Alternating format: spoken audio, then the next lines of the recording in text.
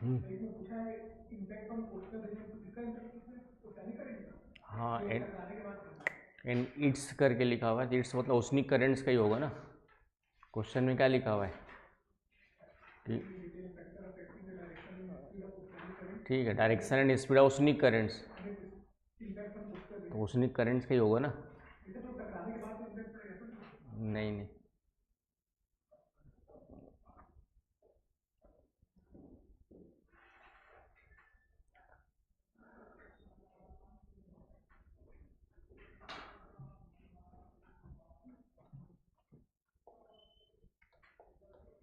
चलिए स्टार्ट कर दे, बाकी उसको सोच के लिखते रहना। कोरल रीफ्स एक टॉपिक आज ख़त्म करना है। प्रवाल भित्ति,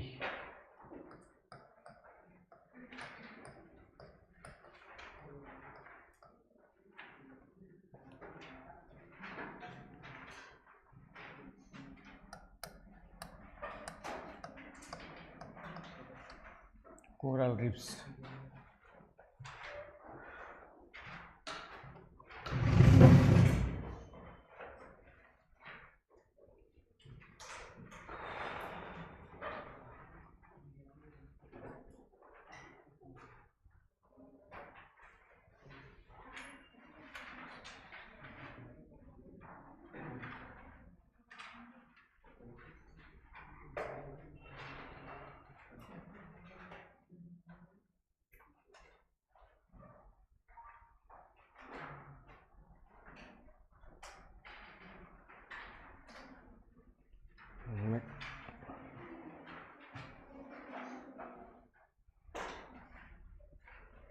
चलिए स्टार्ट करें,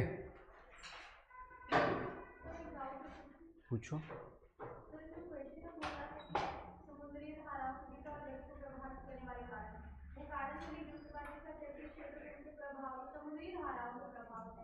हाँ, और तटीय क्षेत्र में उसी का प्रभाव आ जाएगा, उसका प्रभाव का मतलब समुद्री धाराओं का प्रभाव। क्लियर, आ रही आवाज?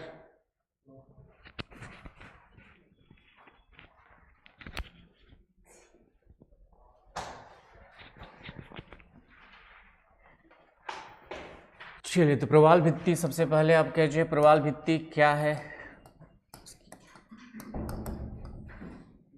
व्हाट इज, फिर उसके विकास की दशाएं देखेंगे,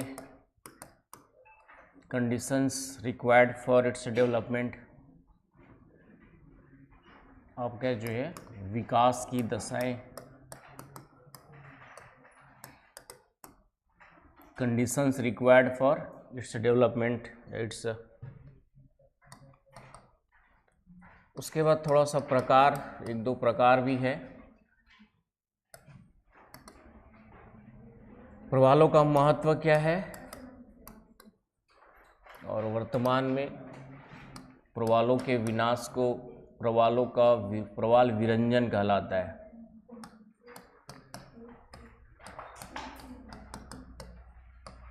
कोरल ब्लीचिंग,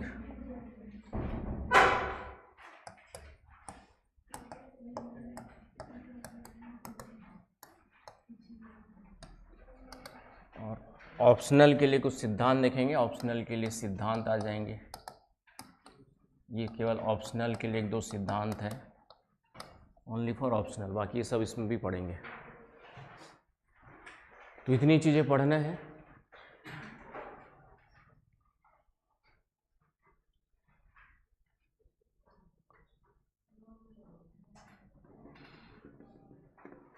चलिए स्टार्ट करें। तो सबसे पहले बताया था मैंने, प्रवाल या कोरल्स क्या होते हैं, सागरीय जीव होते हैं। कोरल्स क्या होते हैं आपके, जो है एक प्रकार के सागरीय जीव होते हैं।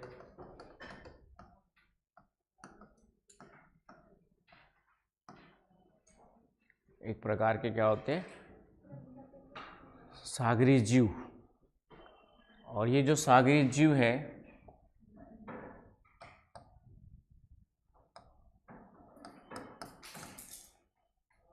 इन सागरीय जीव का जो मुख्य भोजन है, जो मेन इसका जो फीड है, भोजन है, वह क्या होता है आपका, कैल्शियम कार्बोनेट।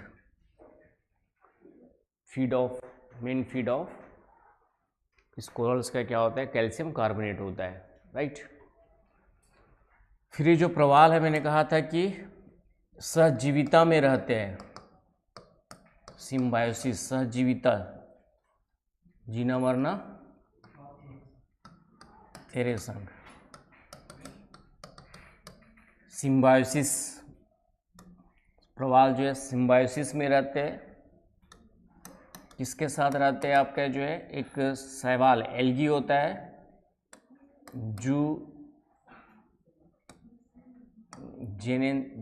जेनेन्थिली,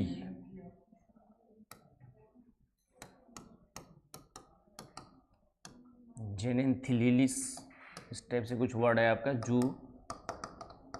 जिनथेलेली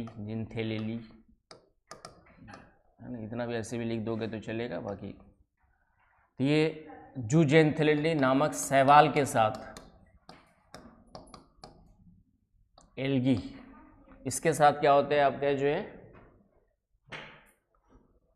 सहजीविता में रहते हैं। हाँ, जूजेंथेलेली, ठीक है, जूजेनेन्थिलिली या जेन्थिलिली करके, जेन्थिलिली एग्जैक्टली देख लेना।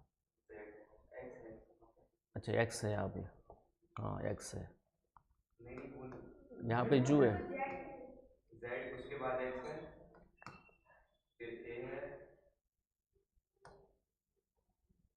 T H E double A L होगा, टी एच ए नहीं, T H E double L होगा, T H E double L A A, ठीक है, जूजेनेन्थिलिली नाम में क्या रखा है लिख लेना बस, ठीक है। तो जूजेनेन्थिलिली, जेनेन्थिलिली, ये एल्गी के साथ, एल्गी जो है ये जानते हैं कि इसमें ग्रीन कलर होता है, यानी एक स्मॉल प्लांट्स होते हैं, शैवाल जो है, तो ये क्या करते हैं, फोटोसिंथेसिस, ये आपका प्रकाश संश्लेषण करते हैं। तो प्रकाश संश्लेषण की क्रिया के द्वारा ये भोजन का निर्माण करते हैं। मेन फीड फॉर्मेशन किसमें करेंगे, आपका भोजन बनाने का काम शैवाल करते हैं। और इन शैवालों को जो है रहने का घर कौन देता है, आपका जो है प्रवाल देते हैं ना। शैवाल जो है, शैवालों को आश्रय कौन देता है, आपका जो है शैवालों को जो आश्रय देता है, शेल्टर, प्लेटफॉर्म, उसको डेवलप करने के लिए प्लेटफॉर्म, समुद्र के अंदर छोटे छोटे प्लांट्स होते हैं, प्लांट्स जो है पानी के अंदर कैसे डेवलप होंगे, तो उसके लिए प्लेटफॉर्म कौन देता है, आपके जो है प्लेटफॉर्म आपके जो है ये प्रोवाइड कराते हैं, आश्रय देते हैं प्रवाल, कोरल रीफ्स। तो इस तरीके से दोनों यहाँ पर क्या होते हैं, साथ साथ जीते हैं और साथ साथ मरते हैं, ठीक है। तो इस तरीके से प्रवालों का विकास, तो इसका मतलब ये है, और ये मेन रूप से कैल्शियम कार्बोनेट ही क्या करते हैं, एब्जॉर्ब करते हैं। कैल्शियम कार्बोनेट चूना जो है एब्जॉर्ब करके जीवित रहते हैं कैल्शियम। इस कारण से कैल्शियम कार्बोनेट की पूरी खोल बनी होती है, पूरा का पूरा आपका ऊपर का क्या होता है, कवर्ड जो उसका होता है, उसका जो ऊपर का पूरी बॉडी होती है वो किससे कंस्ट्रक्ट होती है, आपकी कैल्शियम कार्बोनेट के से कवर्ड होती है, खोल बना होता है, क्लियर है। तो जब ये मरते हैं, है ना, कौन मरते हैं, प्रवाल। चलूँ आगे, यहाँ तक समझ में आ गया ना। तो जब प्रवाल मरेंगे तो प्रवालों के मरने से कैल्शियम चूना डिपॉजिट होता है। जब इनकी मृत्यु होती है तो उससे क्या होगा, कैल्शियम कार्बोनेट डिपॉजिट होगा, निक्षेप होगा। कैल्शियम कार्बोनेट का क्या होता है, जमाव होता है, चूने का जमाव होता है। फिर इस पर और नए प्रवाल पनपते हैं, इस पर क्या होंगे, आपके जो नए प्रवाल डेवलप होते हैं। फिर ये मरते हैं, फिर कैल्शियम कार्बोनेट डिपॉजिट होता है। तो ये साइकिलिक चलते रहेगा। तो एक ही जगह पर, जब एक ही जगह पर इसी स्थान पर जो निरंतर क्या होते रहेगा, आपका जो है किसी स्थान पर निरंतर कैल्शियम कार्बोनेट का डिपॉजिट होते रहेगा, तो एक समय के पश्चात वहाँ पे कैल्शियम कार्बोनेट की क्या बन जाएगी, दीवार बन जाएगी। एक समय के पश्चात वहाँ पे क्या बन जाएगी आपकी जो है कैल्शियम कार्बोनेट की पूरा का पूरा एक ऊपर निरंतर जमा होता रहेगा चूना चूना चूना, तो एक वहाँ पे क्या बन जाएगी, वॉल के समान, दीवार के समान आकृति बन जाएगी। आ रही है बस समझ में, वॉल शेप, उसे हम लोग क्या कहते हैं, कोरल रिब्स कहते हैं, प्रवाल भित्ति कहते हैं, उसे हम लोग क्या कहते हैं, कोरल रिब्स कहते हैं। हाँ, डेवलप होते रहेंगे, फिर मरेंगे, फिर डिपॉजिट होंगे, फिर मरेंगे, फिर नए पनपेंगे, इस तरीके से उसी रीजन में कंटिन्यूसली क्या होते रहते हैं, चूने का जमा होते रहता है। तो एक ही जगह पे चूने का जमा यहाँ से वहाँ तक होते रहेगा, तो एक समय के पश्चात वहाँ पे क्या बन जाएगा, पूरा का पूरा चूने का ही एक दीवार बन जाएगी, उसे हम लोग क्या कहते हैं, कोरल रिब्स कहते हैं। उसकी आकृतियाँ अलग अलग हो सकती है, तो उसके आधार पर अलग अलग प्रकार बनते हैं, तो उसे हम लोग कोरल रिब्स, और वही समुद्र से बाहर आगे जमा होते होते तो कोरल आइलैंड्स बन जाएंगे। आया समझ में यहाँ तक? तो प्रवाल भित्तियाँ क्या होती है, प्रवाल दीवार के समान जो आकृति होगी वो क्या होगी, आपकी प्रवाल भित्ति हो गई। तो यहाँ तक कोई समस्या? अब इसके आते विकास। तो प्रवालों का विकास, प्रवाल हर जगह पनपते नहीं है, प्रवाल मुख्य रूप से उष्णकटिबंधीय क्षेत्रों में इनका विकास होता है। प्रवाल जो है, लिख लिया सभी लोगों ने, है ना, प्रवालों का जो विकास है उष्णकटिबंधीय क्षेत्रों में होता है। कहाँ पर डेवलप होते हैं, ट्रॉपिकल रीजन्स में, ठंडे क्षेत्र में नहीं बनेंगे। क्यों नहीं बनेंगे अभी देखते हैं। उष्णकटिबंधीय क्षेत्रों में डेवलप होते हैं, ट्रॉपिकल रीजन्स में। तो अब आते हैं प्रवालों के विकास की दशाएं, प्रवालों के विकास की दशाएं। चलूं आगे।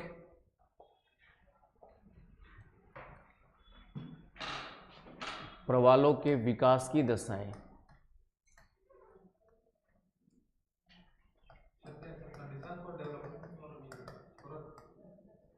हाँ, conditions for development of, evolution भी लिख सकते हो, इवॉल्विंग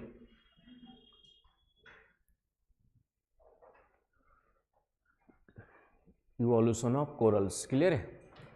तो सबसे पहली तो ये है, पहली कंडीशंस कि ये अधिक गहराई में नहीं पनपते हैं। आपका जो है 66 से 77 मीटर, है ना, ये लिखा हुआ है, लेकिन 100 मीटर भी लिख देंगे तो 100 मीटर की गहराई तक मुख्य रूप से इनका विकास होगा। गहराई कम होनी चाहिए, क्योंकि सूर्य की किरणें ज़्यादा गहराई में इंटर नहीं कर पाती है ना। औसतन गहराई कितनी होगी, एवरेज डेप्थ, औसतन गहराई, एवरेज डेप्थ इतना, मैक्सिमम 200 तक लिख सकते हो, मैक्सिमम 200 तक इसका क्या होगा, विकास होगा, क्योंकि 200 मीटर के बाद सूर्य की किरणें नहीं पहुंचती है। फिर तेजस्वी गायब हो गया और बोलते मैं तो रोज ही आता हूँ, खुद ही को याद नहीं रहता कब आते कब नहीं आते। चले आगे।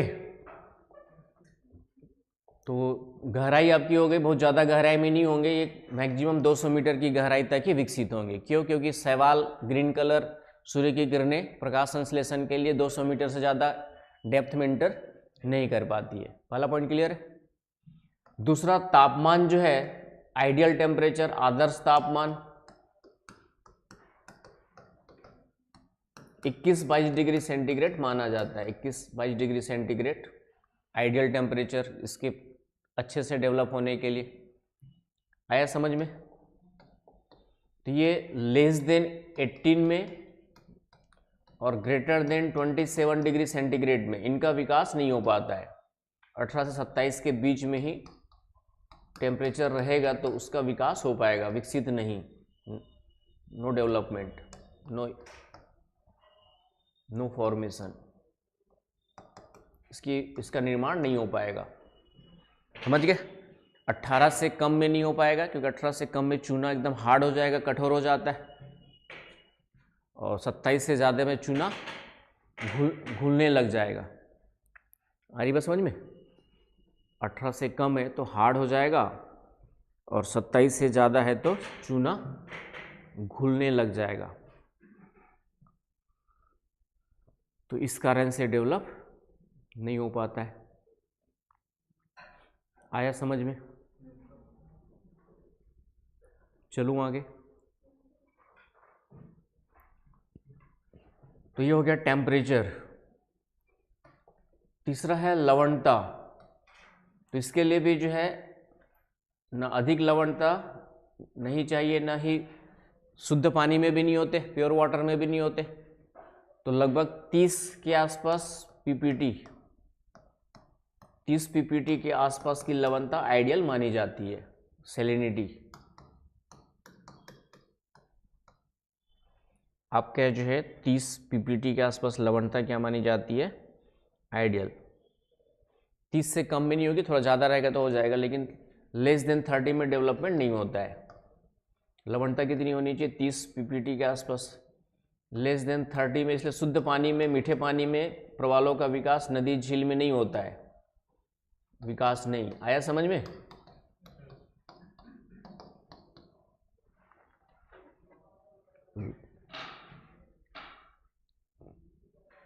आपका जो है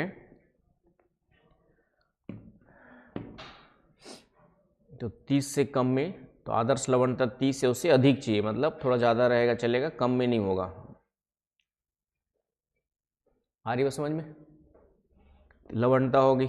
उसके बाद अंतःसागरीय चबूतरे चाहिए, उनके डेवलप होने के लिए नीचे प्लेटफॉर्म चाहिए। अंतःसागरीय चबूतरे, सबमरीन प्लेटफॉर्म।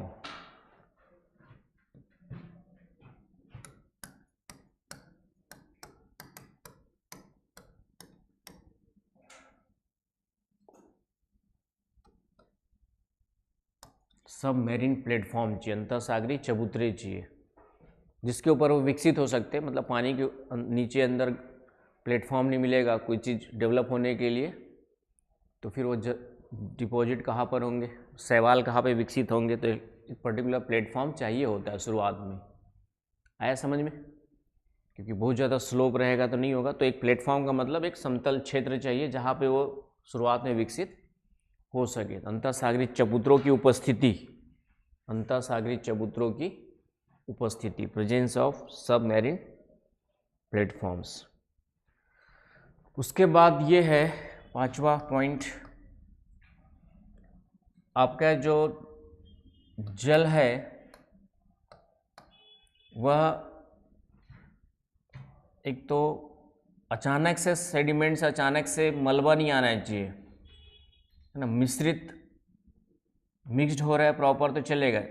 तो पहली बात यहाँ पे जल अवसाद रहित होना चाहिए,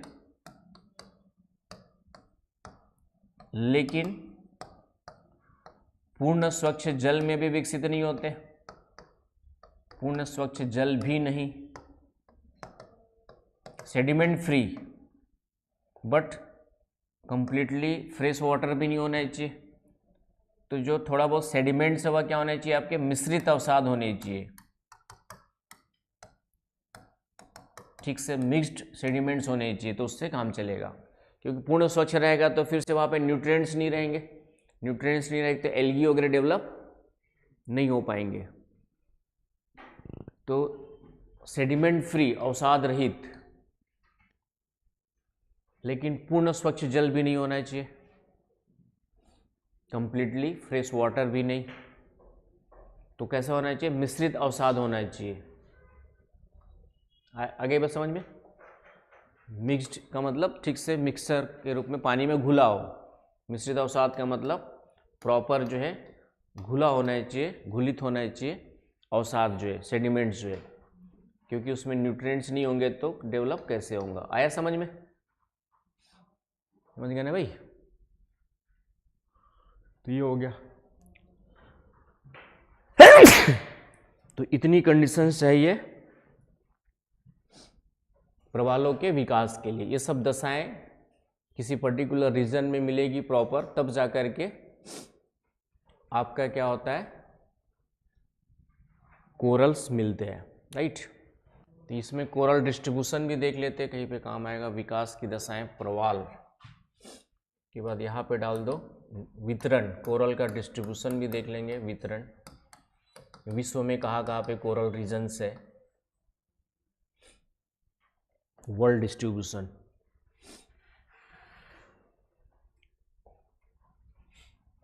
तो ये हो गया आपका कोरल क्या होते हैं, कोरल का विकास किन कंडीशंस में होता है, कितने पॉइंट्स, चाहे प्रीलिम्स हो चाहे मेंस हो। कॉन्सेप्ट क्लियर रखना, सेंटेंस को प्रीलिम्स में थोड़ा ध्यान रखना है, सेंटेंस को ध्यान से पढ़ना है, ठीक है। तो इसलिए मैंने कहा जो 25 साल प्रीलिम्स देने वाले हैं, जो नहीं देने वाले हैं, देने वाले हो तो देख ही लेना।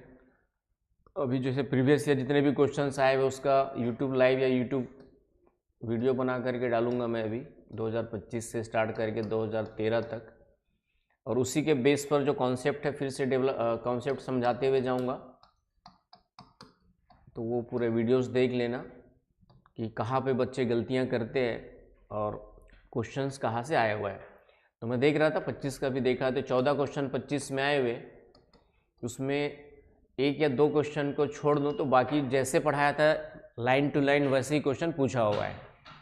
1 या 2 क्वेश्चन में दिमाग थोड़ा सा लगाना पड़ेगा, बाकी 12 क्वेश्चन ऐसे हैं जो लाइन टू लाइन क्लास में जैसे बताया वही वैसे करके उठा के पूछा हुआ है। ज्योग्राफी का मैंने अभी देखा है, 25 वाली की बात कर रहा हूँ, है ना। 24 का भी लगभग अभी देख ही रहा हूँ, 12-13 क्वेश्चन वहाँ पे भी देखे थे। प्रीलिम्स समझ में आया क्या विशाल? तो वो तो तुम्हारी जिम्मेदारी ने भाई, 10 उसका एक ही ऑप्शन है, 10 बार पढ़ो, ठीक है। और कैसे पढ़ो उस तरीका बताता हूँ, या फिर वही भी कहा कि दोबारा क्लास में आके बैठ लो तो वो चीज़ हमेशा के लिए याद हो जाएगी, है ना। मैंने कहा ना कि क्लास में दोबारा बैठोगे लगेगा वही पढ़ा रहा हूँ वही सुना रहा हूँ, कोई नई चीज़ नहीं बता रहा हूँ, लेकिन दोबारा सुन लोगे तो मेरा अपना खुद का पर्सनल अनुभव है कि जिस क्लास में भी मैंने दोबारा बैठा है वो फिर अपने आप वो चीज़ें रिकॉल हो जाती है, याद हो जाता है, क्योंकि वही चीज़ बार बार आप सुन भी रहे हो, देख भी रहे हो, है ना। कॉपी में क्या होता है कि जैसी कॉपी उल्टाओगे लगता है सब याद है ना। कॉपी रिवीजन करने बैठोगे तो लगता है ना कि याद है सब, और एग्जाम में जाके पता चलता है याद ही नहीं आ रहा है, क्या तो था। तो दोबारा सुनने से क्या होता है, समझ में आ गया, तो उसके लिए सोचना पड़ेगा ना, ठीक है। तो याद के लिए वही कहा ना कि दोबारा अब तो नहीं कर पाओगे, लेकिन क्लास दोबारा सुन लोगे, इसलिए हर बच्चे को मैं बोलता हूँ कि दोबारा कम से कम एक बार क्लास रिपीट कर लेना, उसके बाद समस्या नहीं जाएगी। मतलब जो टॉपिक्स लग रहा है याद नहीं हो रहे, बाकी कुछ तो कॉमन है जहाँ पे लग रहा है कि याद ही करना है रट करके। तो ऑप्शन कुछ नहीं याद करने का, या तो वही कारण उसका एक होता है कि हमारा फोकस कंसंट्रेशन पढ़ने में नहीं आता है, सोच नहीं पाते, सोचने बैठते हैं दिमाग कहीं और सोचने लग जाता है। तो ये प्रॉब्लम्स होती है 90% बच्चों की, क्योंकि हम पढ़ते तो है लेकिन जब पढ़ के इसको सोचने बैठेंगे कि इसमें क्या था, तो सोचने के पहले दिमाग कहीं और पहुंच जाता है, मन।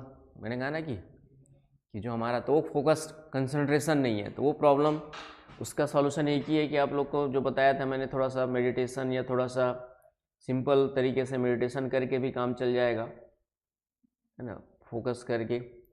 और 1-2 चीज़ें बताते रहता हूँ बीच में, लेकिन मुझे मालूम है मानता कोई नहीं है, ठीक है, कोई नहीं मानते, मुझे भी पता है, ठीक है। वो सर लगता है कि सर एक कान सुनेंगे, इसका एक आध दिन फॉलो भी करोगे 2 दिन बाद लगेगा, क्योंकि हम इजी वे ढूंढते हैं, है ना। अभी मैं दे दूंगा तुमको एक अंगूठी पहन लो, कल IAS बन जाओगे, ठीक है, पढ़ाई अच्छी होने लग जाएगी, वो अंगूठी तुरंत लेकर के पहन लोगे, भले ही उसके लिए 10-15-20 हज़ार खर्चा क्यों ना करना पड़े, क्योंकि पंडित ने कहा है कुछ नहीं होता उससे, है ना। आपको अपने थॉट्स, मन पे कंट्रोल, मानसिक नियंत्रण चाहिए कि पढ़ रहे तो पूरा फोकस पढ़ाई पर हो, खाना खा रहे तो खाने पे पूरा फोकस हो, एक एक दाने का टेस्ट आपके मुंह में आना चाहिए।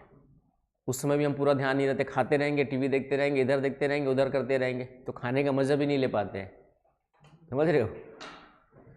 चलिए नेक्स्ट आते हमारा जो है क्या था, प्रकार था ना,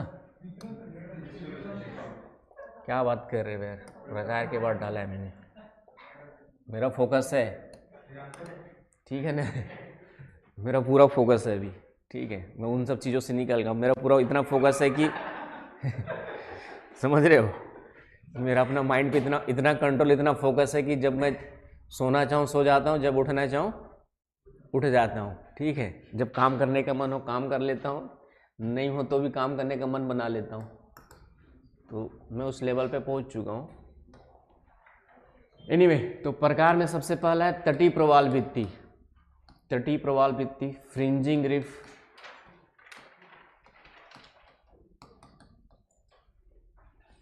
तटीय प्रवाल भित्ति, प्रवाल भित्ति आगे जोड़ते रहना। दूसरा है अवरोधक प्रवाल भित्ति,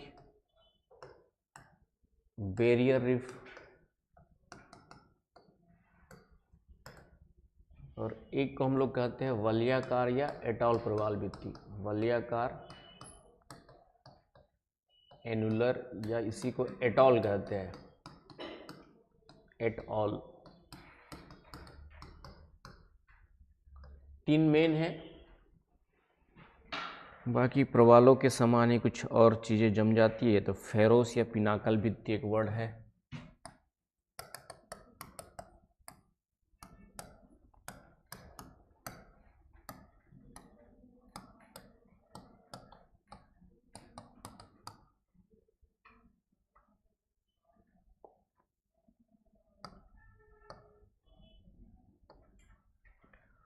फेरोस या पिनाकल रिफ।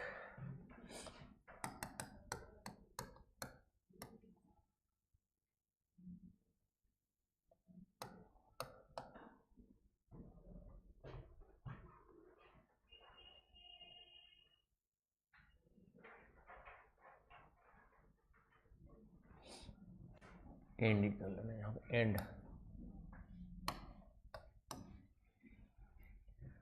तो ये 3 मेन है, बाकी वो एक अलग, वो भी वर्ड इंपॉर्टेंट है। मैंने कहा जहाँ पे बुक खत्म होती है उसके आगे क्या पूछता है, तीनों बुक में मिलेंगे, वो कुछ कुछ बुक में मिलेगा, सब में नहीं मिलेगा। ये तो एनसीईआरटी में भी शायद नहीं, एनसीईआरटी में कोरल वाला चैप्टर नहीं है शायद, होगा तो बायोडाइवर्सिटी वगैरह में होगा, एनवायरमेंट वाले में। चलिए आगे।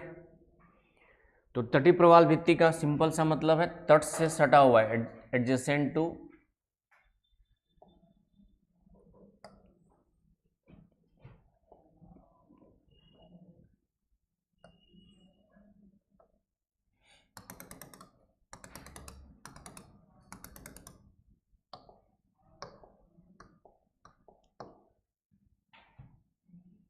ये आपका सी लेवल।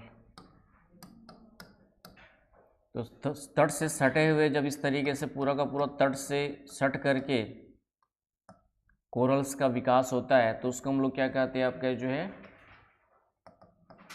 तटीय प्रवाल भित्ति कहते हैं। तो उसको क्या कहते हैं, तटीय प्रवाल भित्ति, तट से सटा हुआ, तट से सटा हुआ।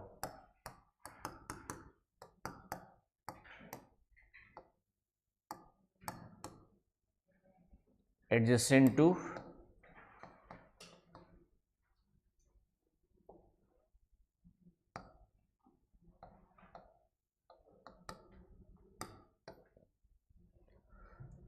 कोस्ट, तट से सटकर, तट से सटकर जब प्रवाल भित्ति का विकास होता है तो उसको क्या कहते हैं, प्रवालों का विकास होता है तो उसको क्या कहते हैं हम लोग जो है, आ रही बस समझ में, कोरल डेवलप्स या coral reef develops along with coast, adjacent with coast, तट के निकट, तट से सटा हुआ इस तरीके से। तो उसको हम लोग क्या कहते हैं, आपका जो है तटीय प्रवाल भित्ति, फ्रिंजिंग रिफ कहते हैं। तो जनरली होता है क्या है, फ्रिंजिंग रिफ यहाँ पर समुद्री तरंगे इसको बीच में काट देती है तो आने जाने का रास्ता बना रहता है। यहाँ पर जो है समुद्री तरंगे बीच में काट देगी तो आने जाने का रास्ता बना रहता है। समुद्र का पानी अंदर की ओर, इसको इनलेट कहते हैं। इसको क्या कहते हैं, आपके जो है इनलेट वर्ड यूज करते हैं।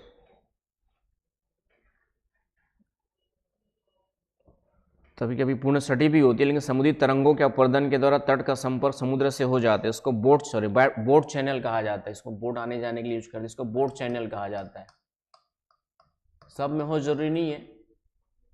समुद्री तरंगे क्या कर देती है, बीच बीच में कहीं कहीं काट देती है तो आने जाने के लिए क्या बन जाता है, एक रास्ता बन जाता है। तो उसको एक बोट चैनल कहा जाता है। बोट चैनल कहा जाता है। आगे बस समझ में। तो तटीय प्रवाल भित्ति का मतलब तट से सटा हुआ, तट से, है ना, कोई भी, ये हो गया आपका लैंड, आइलैंड ले लेते हैं। तो यहाँ पर तट के साथ साथ इस तरीके से आगे की ओर क्या बन जाएगा, इस तरीके से कोरल्स बन जाएंगे, तो इसको हम लोग क्या कहेंगे, तटीय प्रवाल भित्ति कहेंगे। आगे बस समझ में, तट के निकट, तट से सटा हुआ है तो ये हो गया आपका। और ये बोट चैनल, आने जाने का रास्ता। और कोई झील वगैरह बन गई तो उसको लैगून झील कहा जाता है। बीच में यदि झील बन गई तो उसको क्या कहेंगे हम लोग, यहाँ पे पानी जमा हो गया तो एक झील बन जाएगी, तो ये क्या बन जाएगी, लैगून झील बन जाती है, लैगून लेक, लैगून लेक कहते हैं।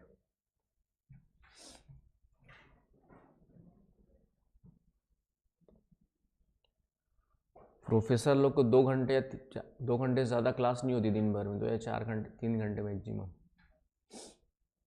तो सोचते थे हम लोग कि 2 घंटे इतना पैसा क्यों देते, 1 लाख 1.5 लाख सैलरी होती है अच्छी खासी।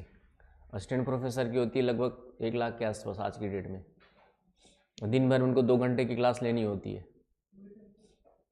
तो पढ़ने का टाइम भी तो चाहिए। अलग वो बात अलग है, प्रोफेसर पढ़ते नहीं उन लोग, कुछ प्रोफेसर लोग पढ़ते भी है। अब कुछ नई नई चीज़ें पढ़ेंगे, नई नई चीज़ समझेंगे, है ना। जैसे हम लोग 6-7 घंटे 8 घंटे मशीन टाइप का काम करते हैं तो फिर वो पढ़ने का टाइम नहीं मिलता है। दिन भर 6-7 घंटे पढ़ाते ही रहेंगे तो पढ़ने का टाइम कब मिलेगा। और दिमाग, पढ़ने का मतलब है दिमाग थक जाता है। तो यहाँ से जाने के बाद 6 घंटे जाने के बाद मैं घर जाके कुछ उम्मीद करूँ, फिर जाके कुछ पढ़ाई करूँ, तो माइंड इतना एग्जॉस्ट हो चुका होता है कि पढ़ने का मन नहीं करता है। तो इसलिए उनको 2 से 3 घंटे से ज़्यादा क्लास नहीं दी जाती है, वो भी 45-45 मिनट की। सबसे आराम की नौकरी होती है, प्रोफेसर वगैरह बन गए तो। मुझे पहले नहीं पता था। न कोई नेता का झंझट, न किसी का ज़्यादा चापलूसी करने की झंझट, समझ रहे हो। कॉलेज जाओ और आपसे ज्वाइन करो, कॉलेज जाके 2-4 घंटे पढ़ाओ लिखाओ, मस्त रहो, तो एक अच्छी नौकरी होती है। तो एक रास्ता इधर से निकाल लेना, PG करके नेट JRF क्वालिफाई करे किसी भी सब्जेक्ट में जो आपका सब्जेक्ट हो, इजी रास्ता निकलता है। टफ नहीं है, बहुत आसान है, बस थोड़ा सा गाइडेंस चाहिए होता है, ठीक है। फिर PhD ज्वाइन कर लो। एक रास्ता हमेशा निकालते रहना चाहिए ना। एक बार तैयारी जब हो जाती है ना, 1.5-2 साल तुमने दे दिया, पूरा कोचिंग कर लिया अच्छे से, उसके बाद तुमको आइडिया लग गया कि हमें पढ़ना है क्या और कैसे पढ़ना है। उसके बाद थोड़ा सा टाइम आप 2-3-4 घंटे के लिए इधर उधर निकाल सकते हो, है ना। कोचिंग के दौरान मत निकालो, उस दौरान कोशिश करो कि कोचिंग एक बार पूरा ख़त्म हो जाए। चलिए, तो ये हो गया आपका बोट चैनल। दूसरा आते अवरोधक में।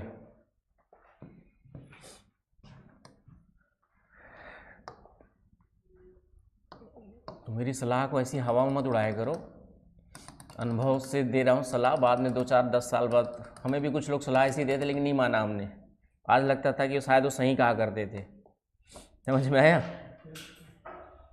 तो एक आलस को छोड़ करके थोड़ा सा रास्ता निकालना पड़ेगा। यहाँ पर तट से दूर, तो इसको हम लोग अवरोधक प्रवाल भित्ति कहते हैं, बैरियर कोरल रीफ, अवरोधक प्रवाल भित्ति। तो तट से दूर कोरल डिपॉजिट्स जो होते हैं उसको हम लोग अवरोधक कहेंगे। तो यहाँ पे एक लाइन बस लिखना है, तट से दूर अवरोधक प्रवाल भित्तियां बनती। ये भी बीच में पानी भरा हुआ, इसको लैगून झील बोलेंगे। सब में लैगून झील हो जरूरी नहीं है, कहीं बन सकती, कहीं पे नहीं भी बन सकती है। कोस्टल में भी सेम। और विश्व की सबसे बड़ी अवरोधक प्रवाल भित्ति कौन सी बताया था?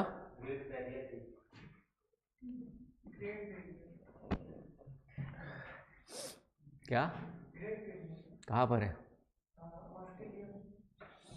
ठीक है, तो यहाँ पर आपका जो विश्व की सबसे बड़ी प्रवाल भित्ति है ग्रेट बैरियर रीफ। ये बैरियर रीफ का एग्जाम्पल है। यहाँ पर आपका जो है वर्ल्ड्स लार्जेस्ट, उसका नाम है ग्रेट बैरियर रीफ, हिंदी में भी ग्रेट बैरियर रीफ।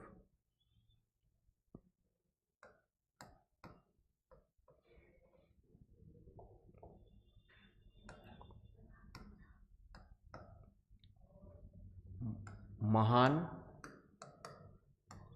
अवरोधक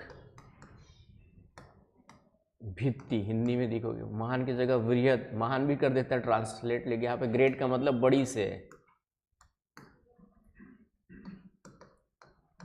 वृहद अवरोधक भित्ति।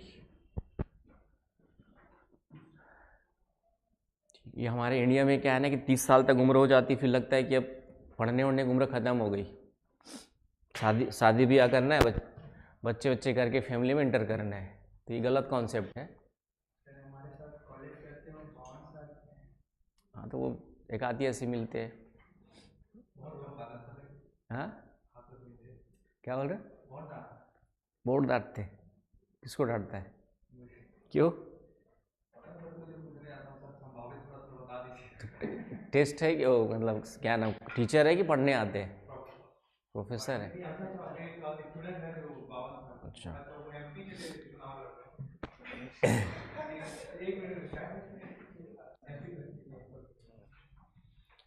तो पढ़ने की कोई उम्र नहीं होती है। अभी एक बेटी की मम्मी ने, जो ऑलरेडी उसकी बेटी नीट क्वालिफाई की थी, और उसकी मम्मी ने 45 साल, मेरे ख्याल से 45 साल कुछ उम्र है, उसमें उसने नीट क्वालिफाई किया है। 45 साल तक वो नहीं पढ़ पाई किसी कारण से, मेरे ख्याल से अलाउड होगा उसमें, नीट में एज नहीं होगा, क्या है सर? अभी वो कर दिया था, मतलब दे सकते हैं कुछ तो होगा अभी नीट। हाँ हाँ, नीट पढ़ा था मैं, तो नीट अलाउड होगा तभी दी होगी, समझ रहे? मतलब उसकी बेटी भी डॉक्टर बनी, अब उसका सपना था खुद का डॉक्टर बनने का, लेकिन उस समय परिस्थितियाँ नहीं थी, उसको मौका नहीं मिला पढ़ने का, तो लेकिन अंदर से जुनून है, तो फिर बाद में मैंने कहा रास्ता निकाल लिया उसने। ठीक है, 50 साल की उम्र में डॉक्टर तो बनेगी कम से कम, 50 साल, आधी आधी तो नहीं, 2/3 लाइफ तो बची रहती है, 75 ईयर्स एवरेज लाइफ मान लो तो। हाँ, खुद का क्यों करेगी डॉक्टर, बाकी लोग कभी करेंगे, दूसरे का क्यों नहीं करेंगे? आपकी क्षमता है तो अच्छा डॉक्टर बन के 50 साल के बाद ही बन जाओगे, कौन सी बड़ी बात है? वो तो माइंड पे डिपेंड करेगा ना तुम्हारे, मेहनत, जब मेहनत करके वहाँ तक पहुँची तो अच्छी डॉक्टर ही बनेंगे, क्योंकि उसके पास जीवन में चिंता नहीं है कोई, सब कुछ सेटल्ड है, उसका लाइफ में कोई प्रॉब्लम ही नहीं है उसके, है ना? बच्चा ऑलरेडी नीट क्वालिफाइड है, तो एक समय के बाद निश्चिंत हो जाए। हम लोग इस स्थिति में आ रहे हैं कि एक समय के बाद हम निश्चिंत हो जाते हैं, है ना? ज़्यादा से ज़्यादा क्या है, बच्चे कैरियर बना लेंगे, उसको और निश्चित हो जाते हैं, शादी ब्याह का चिंता नहीं करते, वो तो मालूम है करवरा के ले आएंगे हम लोग। ठीक, अपने बच्चों को कोई चिंता नहीं है कि भाई बता देना किससे करना है, कब करना है, इतना ही बोलते हैं हम लोग अभी। हाँ, डॉक्टर, वकील और टीचर जितने बाल पके होंगे उतनी ही उसकी इज्जत होती है और उसका वो मिलता है। चलिए, तो अवरोधक समझ में आ गया, जिसका एग्जाम्पल है ग्रेट बैरियर रीफ। नेक्स्ट है एटॉल या वलयाकार।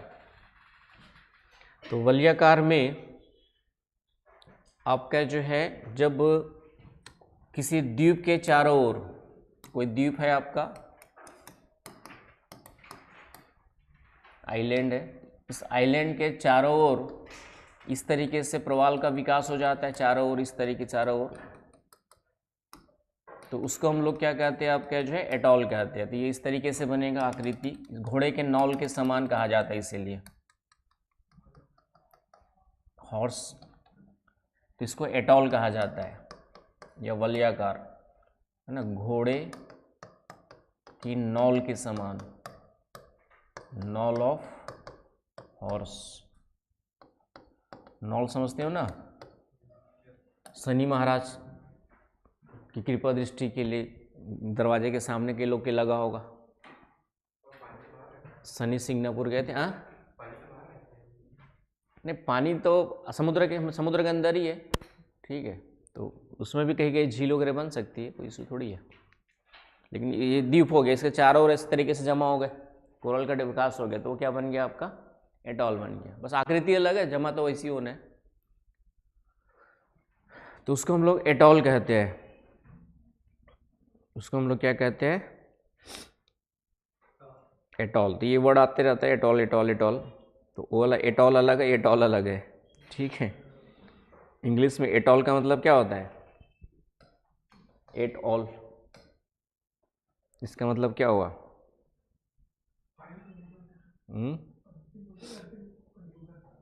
है ना। तो इसमें कभी कभी इसमें क्या होगा, कभी कभी द्वीप कट गया, पूरी तरह से इरोजन हो गया आइलैंड का, तो आइलैंड मिल भी सकता है, बीच में आइलैंड नहीं भी मिल सकता है, लेकिन लैंड के चारों ओर होगा, प्लेटफॉर्म के चारों ओर, तो उसको एटॉल कहते हैं। तो द्वीप हो भी सकता है और द्वीप नहीं भी हो सकता है, राइट।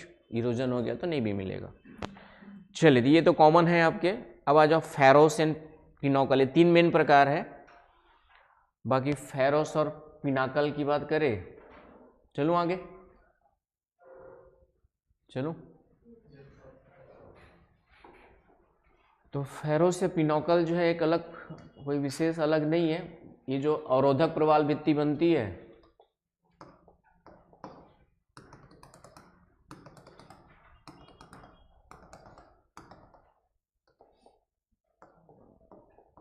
ये अवरोधक प्रवाल भित्ति बन गई आपकी।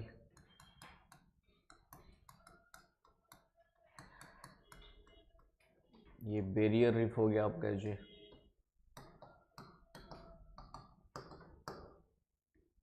तो अवरोधक प्रवाल भित्ति के पीछे ही जो है यहाँ पे जगह खाली है ना। पीछे इसकी जगह क्या है आपका जो है, वहाँ पे झील होती है। वैसे सामान्यतः झील रहेगी तो लैगून लेक कहेंगे, यदि झील तट के साथ में इस तरीके से, तो लैगून झील भी बोलते हैं। और उन्हीं के पीछे जो है वृत्ताकार या अर्धवृत्ताकार, फिर से यहाँ पे इस तरीके से कोई कोरल डिपॉजिट्स होगा, वृत्ताकार या अर्धवृत्ताकार, या पूरी तरह से वृत्ताकार भी हो सकता है या अर्धवृत्ताकार भी। इस तरीके से डिपॉजिट, छोटे डिपॉजिट्स, मतलब बड़े बड़े नहीं होंगे, कुछ इस तरीके से डिपॉजिट्स मिलते हैं, उसको ही हम लोग क्या कहते हैं, आपका फेरोस कहते हैं। तो क्या लिखोगे, अवरोधक प्रवाल भित्ति के पीछे वृत्ताकार या अर्धवृत्ताकार, behind the barrier reef, circle shape और semi circle shape coral deposits are known as ferrous.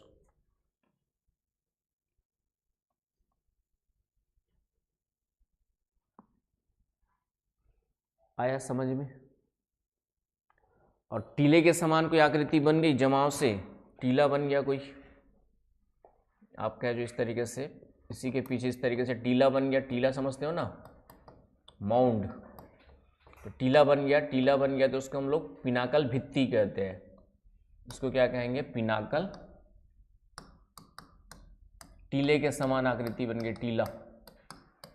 English word कौन क्या ढूंढा था, माउंड।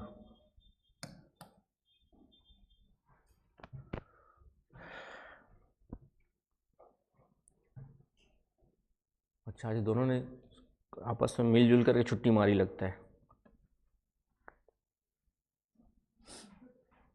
चले, तो ये हो गया टाइप्स, ये हो गया आपका जो है टाइप्स ऑफ कोरल रीफ्स। तो इतने प्रकार डाल देना है।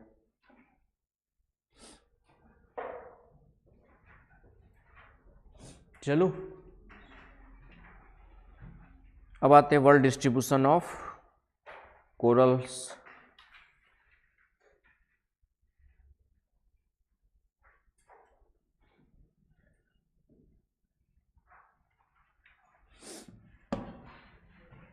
World distribution of corals.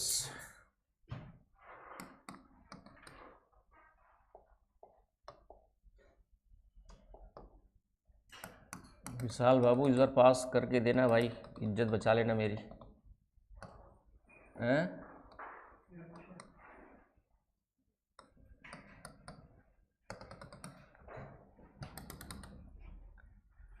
कुछ तो इज्जत बचा लो मेरी।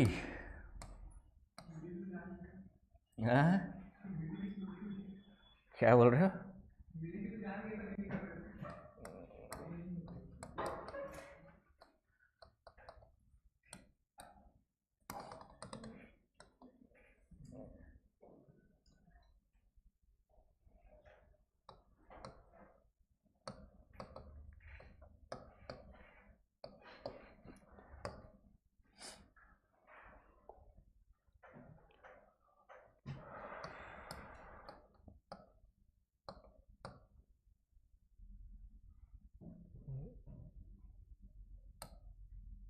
करते इस बार टेस्ट दे रहे हो, तुम टेस्ट कहीं दे रहे हो, लिखते कहीं नहीं। तो एक ही तो कह दियो, पूरा क्यों दे रहे? लिखो, घर में लिखो, सोचो। मैंने कहा ना मेंस में सोचना पड़ता है, लिखना पड़ता है। तो जाके क्वेश्चन को देखो, उस क्वेश्चन को टॉपिक को पढ़ो पहले।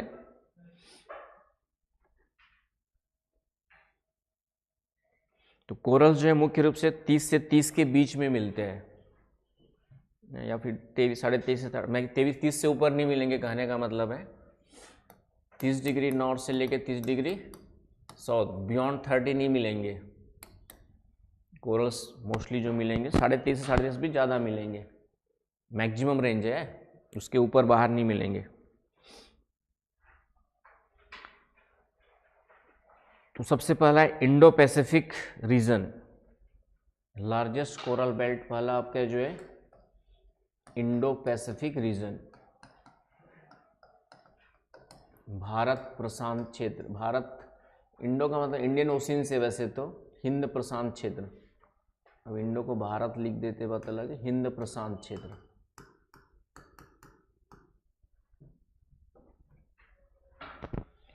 ये world's largest and richest coral region है।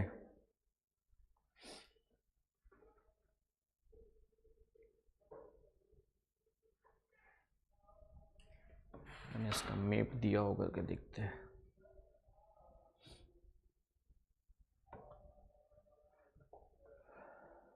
इधर आपका अफ्रीका के पूर्वी तट से लेकर रेड सी से लेकर के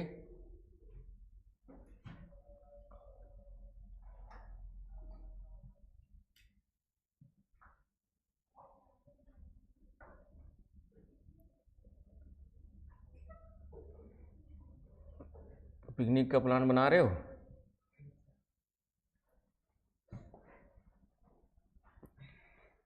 बना लो, एक ही जीवन है, इसी में पढ़ाई भी करनी है, घूमना फिरना भी है कि नहीं? तो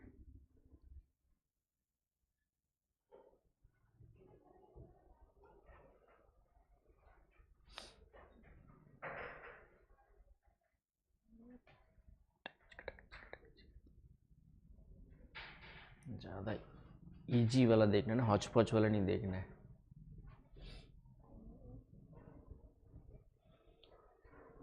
चलिए, इंडो पैसिफिक में ये वाला रीजन आएगा, ये दिख रहा है आपका, मैप बना लिए होंगे तो उसमें डाल देना।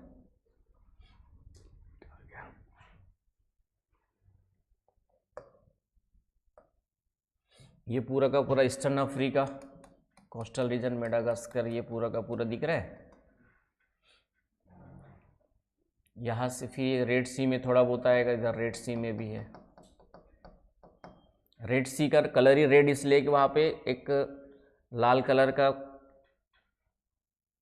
आपके कोरल्स पाए जाते हैं। रेड सी इधर है, सॉरी, ये वाला रेड सी है, थोड़ा बहुत यहाँ पे होगा। फिर ये इंडिया की इधर आपका जो है ये पूरा का पूरा मालदीव आपका कोरल रीफ वाला है ना। मालदीव जो है पूरा का पूरा कोरल आइलैंड है। लक्षद्वीप पूरा हमारा क्या है, कोरल, पूरा लक्षद्वीप हमारा कोरल आइलैंड है। आ रही बात समझ में? लक्षद्वीप पूरा का पूरा क्या है, कोरल आइलैंड है। फिर इधर श्रीलंका की ईस्ट में, इधर बंगाल की खाड़ी वाले रीजन में, नदी के मुहाने के सामने नहीं मिलते, क्योंकि नदी के मुहाने के सामने में क्या होता है कि नदी बहुत सारा मलबा लेकर के आती है, तो इसलिए नदी के मुहाने के सामने नहीं मिलते। मुहाने के सामने कोरल्स नहीं मिलते हैं, प्रवाल नहीं मिलते हैं, क्योंकि अचानक से प्रवालों के मुंह में मलबा चला जाएगा तो मर जाएगा, है कि नहीं? इसलिए नदी के मुहाने के सामने नहीं मिलते, मलबा ज़्यादा होता है। तो ये बंगाल की खाड़ी में पूरा का पूरा दिख रहा है आपका, ये वाला रीजन।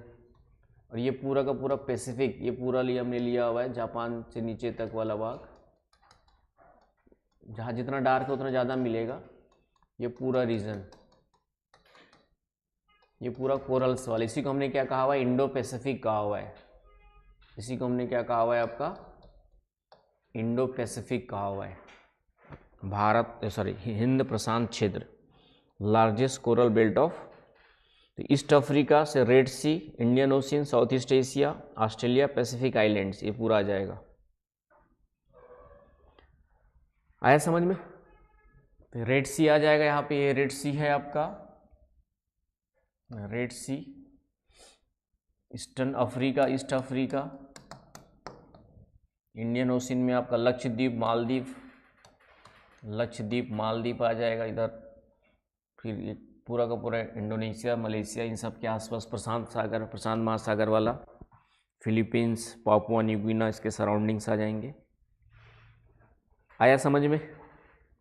और ग्रेट बैरियर रीफ बता ही दिया था मैंने अभी थोड़ा सा, ये वाला ग्रेट बैरियर रीफ है आपका। तो पहला हो गया आपका हिंद प्रशांत क्षेत्र, बना लिया डायग्राम, समझ में आ गया? क्वेश्चन ध्यान रखना, आराम से इजी क्वेश्चंस आते, बस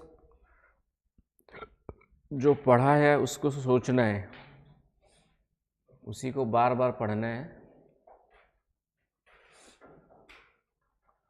10 चीज़ों के पीछे नहीं भागना। आज की डेट में क्या डिस्ट्रैक्शन ज़्यादा है। मेरी क्लास किए, फिर एक आध किसी ज्योग्राफी की वीडियो वाली क्लास आ गई यूट्यूब में दिख गई सामने, तो वो ज़्यादा अच्छा लगेगा, क्योंकि जो सामने होता है उसकी कीमत, दूर के डोल ज़्यादा अच्छे लगते, दूसरे की थाली में खाना अच्छा दिखता है, अच्छा लगता है ना, ज़्यादा टेस्टी होगा उसके थाली में खाना, ये मानव की फितरत है, समझ गए? तो इन सब मोह माया से जो बच गया कि जो है वही बेस्ट है, उस सोच करके उसको क्या करना है, तैयार करना है। क्योंकि फिर वही होता है ना, मैंने देखा है बहुत सारे बच्चे मेरी क्लास के भी है जो मोह माया में फंस जाते।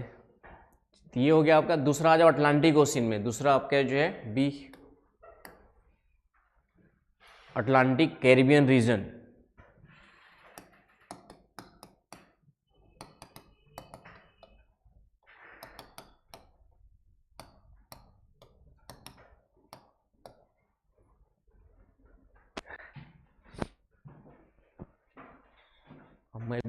हमने भी जो नई चीज़ जैसे एथिक्स पढ़ाया, तो एथिक्स पढ़ाने के लिए जितने विकास देवी कीर्ति से लगे, जितने अच्छे टीचर्स, उसकी क्लास मैंने भी देखी है।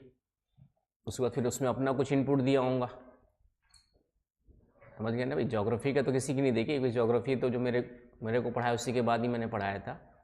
जैसे मैंने एथिक्स 2-3-4 साल पहले पहली बार पढ़ाने स्टार्ट किया, तो डेफिनेटली जो टॉप टीचर्स थे एथिक्स के, उनकी वीडियोस तो मैंने भी देखी, लेकिन इवन परचेज़ भी किया मैंने, और फिर उनमें फिर अपना इनपुट भी दिया मैंने, क्योंकि मेरे भी अपनी सोच है, मेरी अपनी समझ है, तो उनसे बेटर हो जाता है फिर। ये चीज़ें हैं, ऑनलाइन के फ़ायदे हैं। ऑनलाइन मैंने कहा ना, ऑनलाइन से मेरे को भी कई सारी सुविधाएं मिली है, बहुत सारी चीज़ें पढ़ने पढ़ाने के लिए मुझे भी देखने को और इजीली अवेलेबल मिल जाते हैं। मेरी भी मेहनत कम हो जाती है। अब जब विकास देवी कीर्ति ने 2 घंटे की क्लास ली होगी, वो 50 घंटे की उसकी मेहनत होगी, वो मैंने 2 घंटे में उनसे ले ली, और बाकी समझ मेरी उतनी है कि मैं उसको जोड़ सकता हूँ। तुम लोग को नहीं होगी, क्योंकि तुम लोग उतना नहीं पढ़े हो अभी, है ना? जैसे आएगा आपका साम्राज्यवाद, इम्पेरियलिज्म, साम्यवाद, ये वर्ड तुमको नहीं पता है, तो उसको मुझे समझाना ही पड़ेगा, लेकिन मुझे पता है तो उनकी क्लास मेरे लिए आसान हो गई, है कि नहीं? तो वो चीज़ हो जाती है। तो हर दिन हर चीज़ सीखना पड़ता है। चलिए, अब बाकी बनने के लिए मैंने कहा आईएएस बनने के लिए, टीचर बनने के लिए भले ज़्यादा पढ़ना पड़ेगा, लेकिन आईएएस बनने के लिए जितना पढ़ा देना उतना काफ़ी है। टीचर बनने के लिए और ज़्यादा पढ़ना पड़ेगा, किसी पर्टिकुलर सब्जेक्ट को बनना है तो फिर उसको आपको डेप्थ चाहिए, क्योंकि तभी तो आप बच्चों को कोई भी क्वेश्चन पूछेगा तो सेटिस्फाइड कर पाओगे। लेकिन आईएएस बनने के लिए जितना पढ़ा रहे उतना मोर देन इनफ है। तो अटलांटिक कैरिबियन सागर में आ जाओ, अटलांटिक कैरिबियन सागर रीजन, तो ये दिख रहा है होगा पूरा का पूरा, ये कैरिबियन सागर है ना। तो कैरिबियन सागर में कोरल आइलैंड्स मिलते, कोरल्स मिलते। फिर ये ब्राज़ील तट के साथ साथ यहाँ पर दिख रहा है आपका, थोड़ा सा यहाँ पे दिख रहा है ना आपका, तो पूर्वी दक्षिण अमेरिका या पूर्वी ब्राज़ील तट लिख लो, इतना काम चलेगा, पूर्वी ब्राज़ील तट। फिर एक गिनी की खाड़ी दिख रहा है आपका, गिनी की खाड़ी, गल्फ ऑफ गिनी।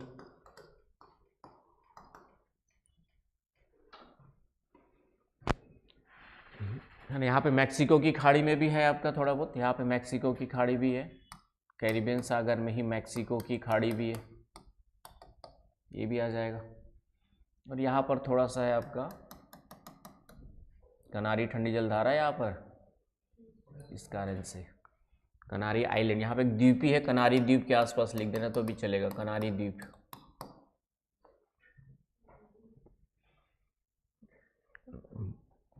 ये आपका अमेरिका का फ्लोरिडा तट, ये वाला फ्लोरिडा तट कहलाता है, तो फ्लोरिडा तट इसमें आएगा, फ्लोरिडा तट है ना। अब मैंने कैरिबियन सागर लिखवाया तुम लोग, अब एग्जाम में फ्लोरिडा तट पे कोरल रीफ्स पाए जाते नहीं पाए जाते लिख देगा, तो इतनी समझ तो लगाना पड़ेगा फ्लोरिडा कहाँ पर है पता होना चाहिए आपको। यहाँ पर एक द्वीप है बहामास आइलैंड, बहामास, बरमूडा, ये सब आपके कोरल आइलैंड्स है। बरमूडा आइलैंड बताया था उस दिन, बरमूडा द्वीप, बरमूडा ट्रायंगल बताया था ना, घर जाके एटलस देखे थे।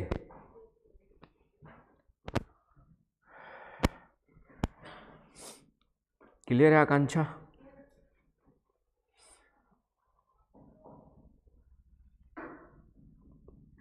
तो ये हो गए आपके जो है, तो मुख्य रूप से देखेंगे तो ये रीजन्स हो गए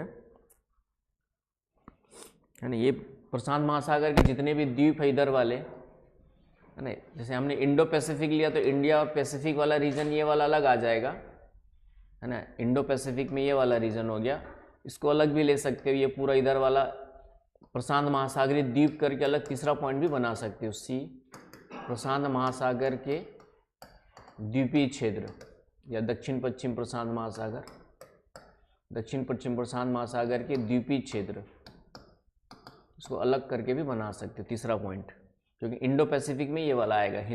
जहाँ पे इंडो पैसिफिक का मतलब ही होता है हिंद महासागर और प्रशांत महासागर दोनों आपस में जहाँ पे जुड़े हुए हो, उस रीजन में इंडियन ओशन भी आ गया, इधर प्रशांत के साथ जुड़ा हुआ इंडियन ओशन आ जाता है, उसको इंडो पैसिफिक कहते हैं हम लोग। क्लियर है? आपका IR में पूरा का पूरा इंडो पैसिफिक पे हमारा हर क्लास में वर्ड आया है क्या राहुल? तो इंडो पैसिफिक रणनीति स्ट्रेटजी। तो ये कोरल रिच, तो ये प्रवाल, इन्हीं को हम लोग 3 द्वीपों में डिवाइड करते हैं। एटलस जाके देखना, माइक्रोनेशिया, माइक्रोनेशिया, मेलानेशिया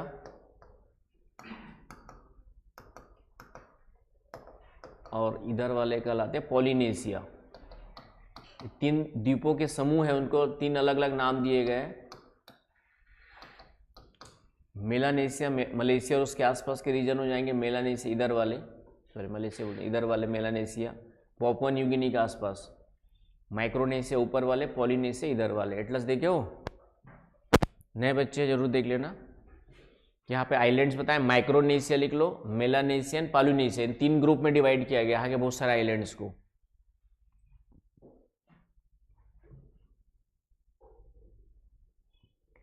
तो कोरल डिस्ट्रीब्यूशन ये 3 रीजन्स को ले सकते हो आप। चलूं आगे।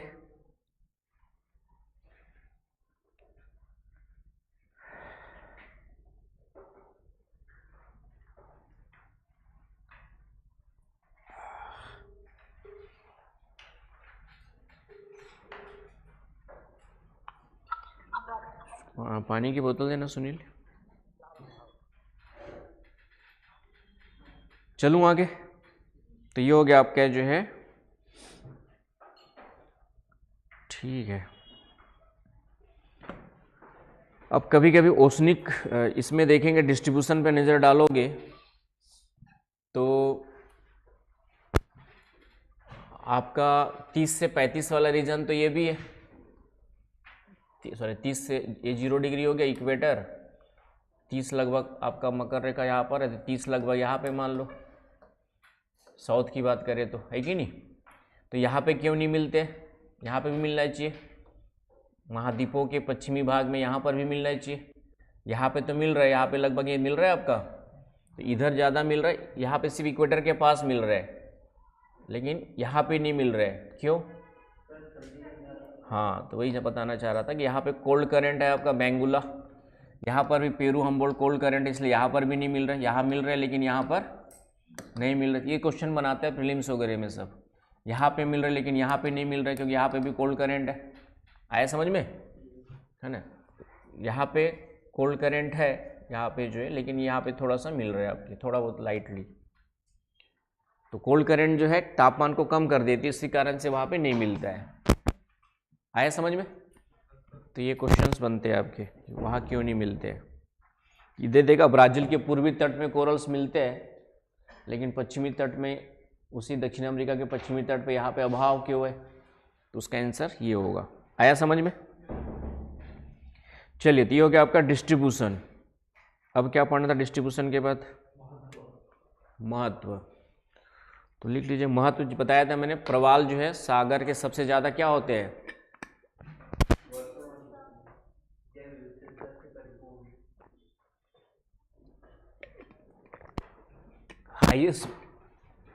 हाईएस्ट बायोडाइवर्सिटी रीजन्स होते हैं, हाईएस्ट बायोडाइवर्सिटी रीजन वाले भाग होते कि नहीं होते? महासागरों में सबसे ज़्यादा जैव विविधता कहाँ मिलती है? तो कोरल वाले रीजन में मिलती है सर्वाधिक जैव विविधता। महासागरों के सर्वाधिक जैव विविधता वाले भाग होते हैं, इसलिए इनको क्या कहा जाता है बताया था? समुद्री वर्षावन, मैरीन रेन फॉरेस्ट कहा जाता है, क्योंकि महाद्वीपों पर सबसे ज़्यादा जैव विविधता कहाँ मिलती है? इक्वेटर के वर्षावनों में मिलती है। जो इक्वेटर रीजन में वर्षावन मिलते हैं, रेन फॉरेस्ट, उसमें मिलती है। तो जैव विविधता में धनी क्षेत्र हो गए, तो मेन महत्व तो यही हो गया इकोसिस्टम के लिए। बाकी दूसरा वही आपका चूना वूना, चूने की मात्रा मिलती है, चूना निकाल सकते सीमेंट विमेंट बनाने के लिए, हालांकि इसका डिस्ट्रक्शन नुकसानदायक होता है।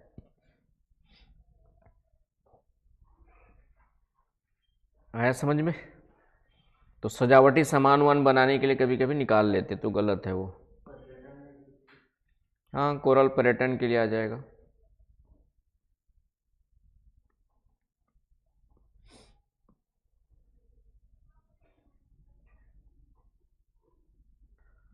चलूं आगे। तो ये हो गए आपके महत्व में, कोरल रीफ्स का अपना महत्व है।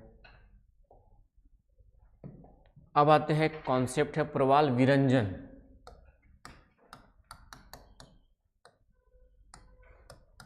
Coral bleaching. तो कोरल ब्लीचिंग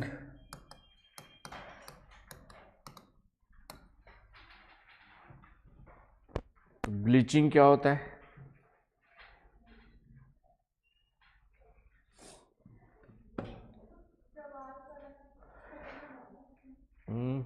चेहरे का ब्लीचिंग कराते हो? हैं? चेहरे का ब्लीचिंग कराते हो कि नहीं कराते हो?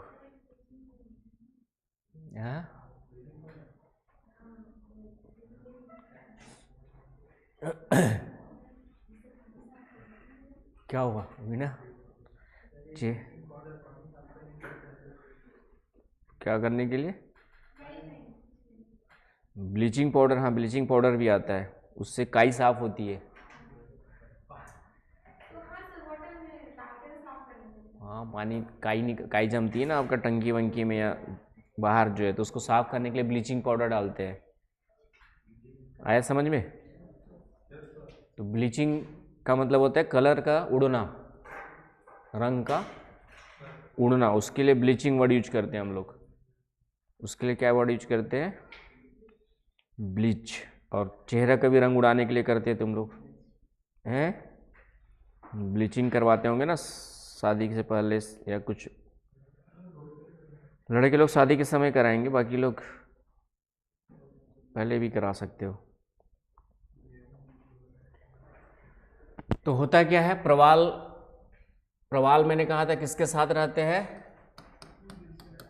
शैवाल के साथ सहजीविता में रहते हैं। तो होता क्या है कि किसी भी कारण से, है ना, किसी भी कारण में आपका, जैसे वर्तमान में ग्लोबल वार्मिंग, तापमान बढ़ रहा है, ग्लोबल वार्मिंग हो गया आपका पहला, राइट। प्रदूषण फैल रहा है, तो कई सारे केमिकल्स पानी में मिल रहे हैं पॉल्यूशन के कारण से। तो इन सब कारणों से जो है, जो शैवाल का हरा कलर है, शैवाल का हरा रंग, ये क्या होते जा रहा है आपका, जो है उड़ते जाता है, सफ़ेद रंग में कन्वर्ट होता है, सफ़ेद होते जा रहा है। तो जब शैवाल का हरा रंग सफ़ेद होते जाएगा तो फोटोसिंथेसिस हो पाएगा क्या? नहीं हो पाएगा, प्रकाश संश्लेषण नहीं ना, फोटोसिंथेसिस नहीं होगा। जब फोटोसिंथेसिस नहीं होगा तो शैवाल क्या होंगे आपके, है ना, शैवाल नष्ट होने लगेंगे, शैवालों की मृत्यु होगी, और शैवाल नष्ट होंगे तो उनके साथ जीवित रहने वाले प्रवाल भी क्या हो जाएंगे, प्रवाल भी नष्ट होने लगेंगे, प्रवाल की मृत्यु होने लगती है। पढ़ा था ना, जिएंगे मरेंगे साथ साथ। तो शैवाल मरने लगते हैं तो उनके ऊपर निर्भर प्रवाल भी क्या होंगे, समय के साथ खत्म होने लगते हैं। तो इस पूरी प्रक्रिया को क्या कहते हैं, प्रवाल विरंजन कहते हैं। पूरी प्रोसेस को क्या कहते हैं, प्रवाल विरंजन कहते हैं। आया समझ में? तो ये देखा गया कि 2 डिग्री टेम्परेचर बढ़ता है तो कलर फेड होने लगता है। महासागरीय जल का लगभग 1 से 2 डिग्री टेम्परेचर बढ़ जाएगा तो कलर क्या होता है आपका, फेड। आया समझ में?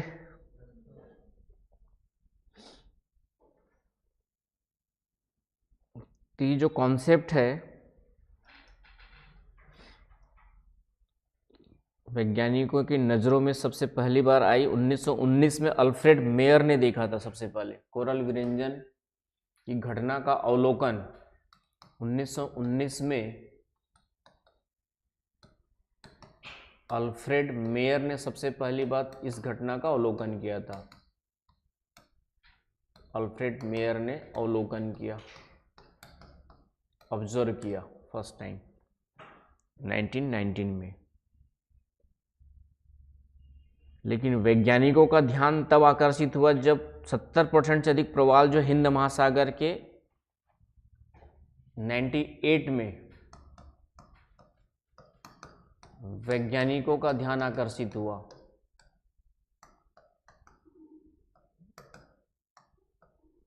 जब लगभग 70% कोरल्स जो है प्रवाल हिंद महासागर के क्या होने लग गए, खत्म हो गए।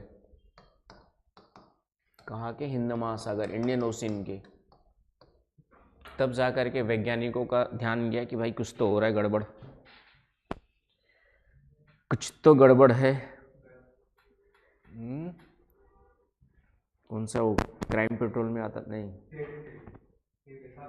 CID वाले में ना, कुछ तो गड़बड़ है। क्या नाम है उसका, दया। हाँ, दरवाजा तोड़ना है तो दया काम आ जाता है। CID देखे हो कि नहीं? अरे बचपन में कभी तो देखे होंगे, हम भी तो कभी स्टूडेंट थे तुम्हारे टाइप के। छात्र सास भी कभी बहू थी तो हम भी तो कभी छात्र थे। अब नहीं देखते भाई। नहीं, उसके पहले भी नहीं देखा कभी। गनीमत है कि मैडम भी नहीं देखती है। ठीक है, सीरियल्स वगैरह शुरू में शादी हुई तो सीरियल वगैरह में इंटरेस्ट शुरू में देखते थे, तो मैं रोज टोकता था, तो फिर छोड़ ही दिया देखने के लिए। सीरियल्स में दिखाता क्या है, जबरदस्ती का कुछ भी दिखाता है ना, कोई काम धाम नहीं लगता, जैसे घर में बैठे कंस्पिरेसी कर रहे थे आदमी लोग, ये दिखाते हैं ना हमेशा। तो मैं बोला कि बनाया किसके लिए है, खाली पीली लोगों के लिए, और एंटरटेन करते रहते। कैसे झेलते सोचता हूँ सीरियल को, इतने लंबा खींच जाता है। एक तो कौन सी पिक्चर, ये रिश्ता क्या कहलाता है, तो कितने सालों से चल रहा होगा, अभी तक पता ही नहीं कि रिश्ता क्या कहलाता है। 5000 एपिसोड लो, अभी तक उनको पता ही नहीं कि रिश्ता क्या कहलाता है। 5000 एपिसोड गुजर गए। चलिए, तो ये हो गया आपका प्रवाल विरंजन क्या होता है, समझ में आ गया। कब क्या कैसे नजर में आया ये भी समझ में आ गया, है ना। एक क्लाइव विल्किंसन थे, प्रवाल विरंजन को 3-4 भागों में डिवाइड किया हुआ है क्लाइव विल्किंसन ने। अब इसी का नाम दे करके एक बार पूछ दिया था धोखे से, तो कभी कभार ऐसे क्वेश्चंस बन जाते हैं। क्लाइव विल्किंसन,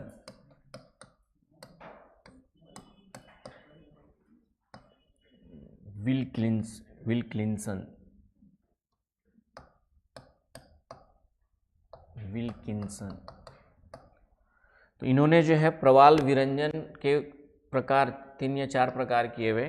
क्लाइव विल्किंसन ने जो है प्रवाल विरंजन को 4 स्तरों का निर्धारण किया। प्रवाल विरंजन के 4 स्तर बताए।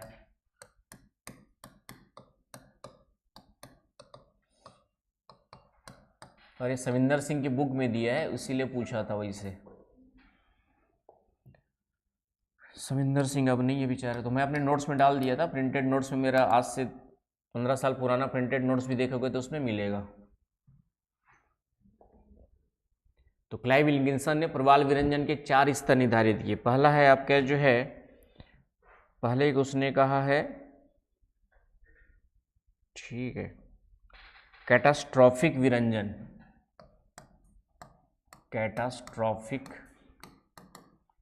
ब्लीचिंग, हिंदी में भी कैटास्ट्रॉफिक। कैटास्ट्रॉफिक का मतलब ऐसे अत्यधिक तीव्र या कैटास्ट्रॉफिक विरंजन।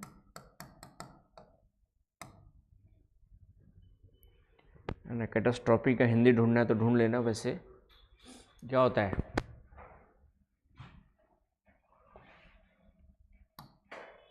मतलब अत्यधिक, बहुत बड़ी मात्रा में, लार्ज स्केल पर, उसको हम लोग कैटास्ट्रॉफिक वर्ड यूज करते हैं, है ना। कैटास्ट्रॉफिक का मतलब एक बड़े स्तर पे, वृहद स्तर पे। तो इसमें जब प्रवालों का किसी क्षेत्र में विनाश 95% से ज़्यादा प्रवाल नष्ट हो चुके हो तो उसको क्या कहा जाएगा आपका जो है,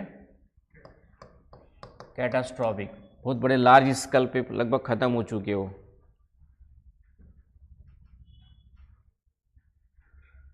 नहीं, 70% से ज़्यादा, सॉरी 70 से ज़्यादा। तो 70 से ज़्यादा में 95 आई जाएंगे आपके। तो 70 से ज़्यादा वाले रीजन, तो ये कौन कौन से रीजन है आपका, पूरा का पूरा 97 98 में जो हिंद महासागर का देखे थे हमने, मालदीव, श्रीलंका, रेड सी में जाएंगे तो बहरीन, रेड सी में नहीं, क्या नाम है, गल्फ ऑफ फारस, फारस की खाड़ी में बहरीन, सिंगापुर, तंजानिया। तो इन क्षेत्रों के 95% कोरल्स खत्म हो गए हैं। कितने परसेंट? 95% कोरल खत्म हो चुके हैं।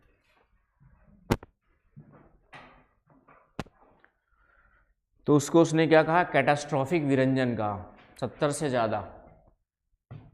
दूसरा है आपका प्रचंड विरंजन, प्रचंड, प्रचंड विरंजन। तो गाना है कौन सा, ऐसी कुछ सॉन्ग तो है, तो सीवियर ब्लीचिंग।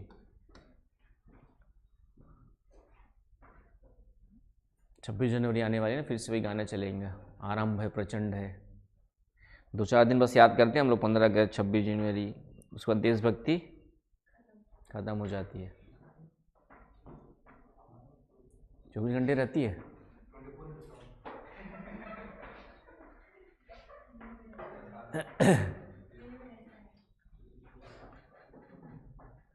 ठीक है, तो 50 से 70% कोरल विरंजन हो जाता है। ठीक है, बनने के बाद कुछ डोनेट कर देना मेरे को यार, कुछ समाज सेवा कर दूंगा। नंबर 2 की कमाई का नहीं, ईमानदारी की कमाई का। ब्लैक का वाइट करने के लिए तो कर ही लोगे तुम लोग।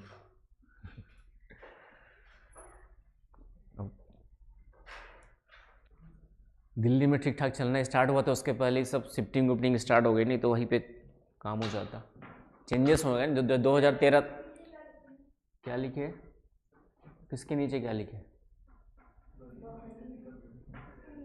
दिमाग लगाओ। उसके नीचे तंजानिया। तो मैं कह रहा था कि दिल्ली में जैसी ठीक ठाक होती, 2013 में सिलेबस चेंज हो गया, उसके बाद चीज़ें सब इधर उधर होना स्टार्ट हो गई। चलिए, तो प्रचंड विरंजन में होता है आपका जो 40 से 70% तक, 40 से, ठीक है, प्रचंड 50 से 70% तक विनाश होता है, उसको प्रचंड कहा गया। 50 से 70% तक, 50 से लेके 70% तक प्रवालों का विनाश तो क्या बोलेंगे, प्रचंड। तो इसमें केनिया, सेचिल्स वगैरह आ जाएंगे। केनिया, सेचिल्स, नहीं, मॉरिशस के पास जाके एटलस देखना, सेचिल्स कहाँ पर है, ढूंढ के लाना, कल पूछूंगा सबसे। थाईलैंड, वियतनाम, इन सब क्षेत्रों में 50 से 70 के बीच में विरंजन हो चुका है। फिर तीसरा है सामान्य विरंजन। सामान्य विरंजन, तो सामान्य है आपका 20 से 50% तक है तो सामान्य।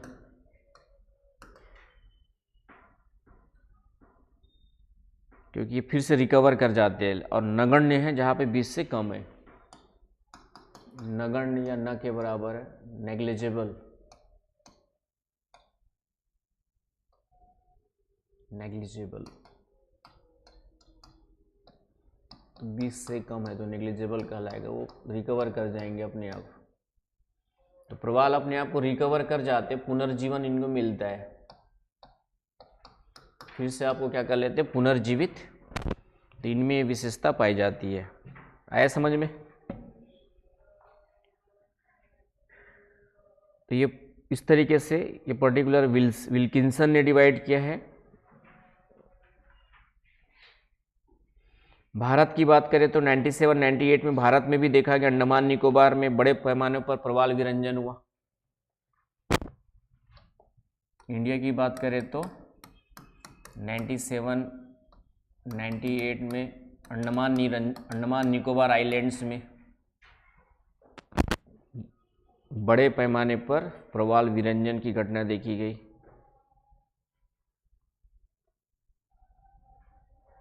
तो अंडमान निकोबार में आसपास कम मिलते हैं, लेकिन और अंडमान निकोबार में प्रदूषण, और मेन कारण क्या है, प्रदूषण, ग्लोबल वार्मिंग, और क्या बोलते हैं उसका जो है, यहाँ पे लकड़ी के बुरादे वगैरह छोड़े जाते हैं, लकड़ी बुरादा, फर्नीचर इंडस्ट्री वगैरह मिलता है वहाँ पे। तो लकड़ी के बुरादे वगैरह जो है, बुरादा समझते हो? इंग्लिश में क्या बोलेंगे भाई? वेस्टेज ऑफ वुड्स डाल देना, ठीक है। फर्नीचर इंडस्ट्री के बाद जो वेस्ट निकलता है उसको सीधा क्या करते, समुद्र में फेंक देते थे। तो उसके कारण से प्रवालों का मुंह क्या हो जाता है, बंद हो जाता है। मुंह बंद हो जाएगा तो कोई भी मर जाएगा। आया समझ में? तो अंडमान निकोबार में देखा गया, भारत में प्रवालों का क्षेत्रफल लगभग मिलता है 18,000 वर्ग किलोमीटर। भारत में कोरल्स मिलते हैं लगभग जो है 18,000 स्क्वायर किलोमीटर, वर्ग किलोमीटर। कोई भी चीज़ पढ़ो तो भारत के बारे में भी थोड़ा सा। और लक्षद्वीप पूरा का पूरा जानते हो, लक्षद्वीप पूरा का पूरा क्या है, कोरल आइलैंड्स है। लक्षद्वीप ऑलमोस्ट पूरा का पूरा कोरल आइलैंड्स है। अंडमान निकोबार में कुछ मिलेंगे, पूरे नहीं मिलते हैं।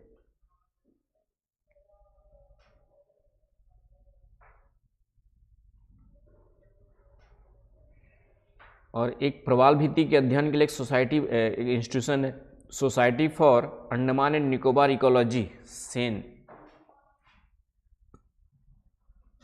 क्या हुआ, हो गया? ये कुछ फैक्ट्स है भारत के कंटेक्स्ट में बता रहा हूँ कि प्रवालों में सबसे ज़्यादा विनाश भारत में कहाँ देखा गया, तो अंडमान निकोबार के आसपास। क्यों देखा गया बताया मैंने, 2-3 कारण है कि नहीं? हाँ, 18,000 स्क्वायर किलोमीटर है ना, किलोमीटर स्क्वायर, वर्ग किलोमीटर। और क्या बता रहा था मैं, ठीक है। एक इंस्टीट्यूशन है हमारा सेन, सोसाइटी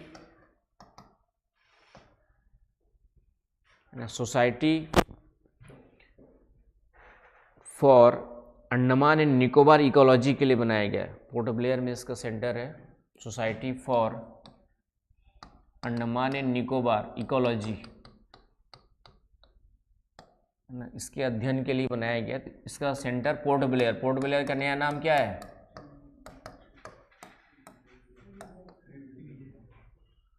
क्या नाम है? विजयपुरम। विजय नहीं, विजयपुरम है, श्री विजयपुरम। कौन थे ये, है ना? श्री विजयपुरम ही क्यों किया, अजयपुरम क्यों नहीं किया? अजयपुरम भी तो नाम है। वहाँ के स्वतंत्रता सेनानी थे, उस क्षेत्र में जो है स्वतंत्रता संग्राम में इनका कंट्रीब्यूशन था, इसलिए नाम दिया गया। समझ गए? तो हिस्ट्री भी अब ये थोड़ी पूछेगा यूपीएससी क्यों दिया गया करके, कारण दे देगा। तो इन्होंने भी दिया है कि एक मास ब्लीचिंग हुआ कहाँ पे, अंडमान निकोबार में 98 में आसपास में। और इसका मेन कारण ग्लोबल वार्मिंग को बताया। मेन कारण क्या बताया? इस संस्था ने भी अध्ययन करके बताया कि इस क्षेत्र में 97, 98, 99 के आसपास सामूहिक विनाश हुआ। और मेन कारण उसका क्या बताया? ग्लोबल वार्मिंग, 2 डिग्री से ज़्यादा तापमान में वृद्धि अंडमान सागर में। अंडमान सागर में 2 डिग्री से ज़्यादा की तापमान वृद्धि को बताया, है ना। निकोबार के चारों ओर भी 30 से 70% तक विनाश हो चुका है। उसी प्रकार हमारे पास गोवा में एक संस्थान है, भारतीय समुद्र विज्ञान संस्थान, NIO, भारतीय नहीं, राष्ट्रीय नहीं होगा यार, नेशनल इंस्टीट्यूट ऑफ ओशनोग्राफी, राष्ट्रीय होगा, नेशनल इंस्टीट्यूट ऑफ ओशिनोग्राफी। एक बार चेक करना NIO है कि नहीं, समुद्र विज्ञान संस्थान, भारतीय लिखा हुआ है हिंदी में और इसमें इंग्लिश में NIO लिखा हुआ है। तो NIO तो राष्ट्रीय होगा, फिर इंडियन होता तो IIO होता ना, नेशनल इंस्टीट्यूशन ऑफ ओशनोग्राफी होगा। गोवा में इसका मुख्यालय है।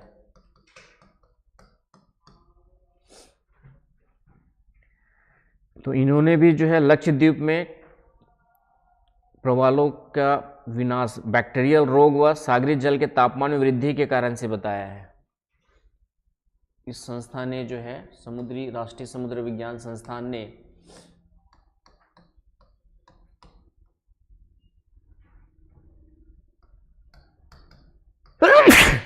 लक्षद्वीप में प्रवाल विनाश का कारण क्या बताया?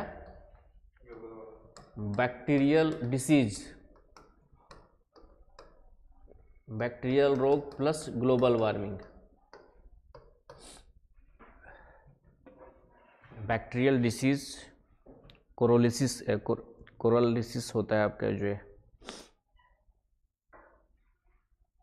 बीमारियां भी लगती हैं इनको भी। आया समझ में? यूपीएससी ये नहीं पूछेगा, कारण वगैरह पूछ देता है, फिर वहाँ पे दिमाग लगाओगे क्या कारण है।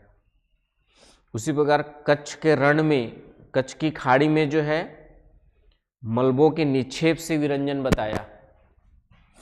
कच्छ की खाड़ी में भी कुछ मिलते हैं आपके। कच्छ की खाड़ी यहाँ पर है, खंबात की खाड़ी है, उसके ऊपर में कच्छ की खाड़ी है। ये खंबात की खाड़ी है, यहाँ पर है आपका गल्फ ऑफ कच्छ, है कि नहीं है?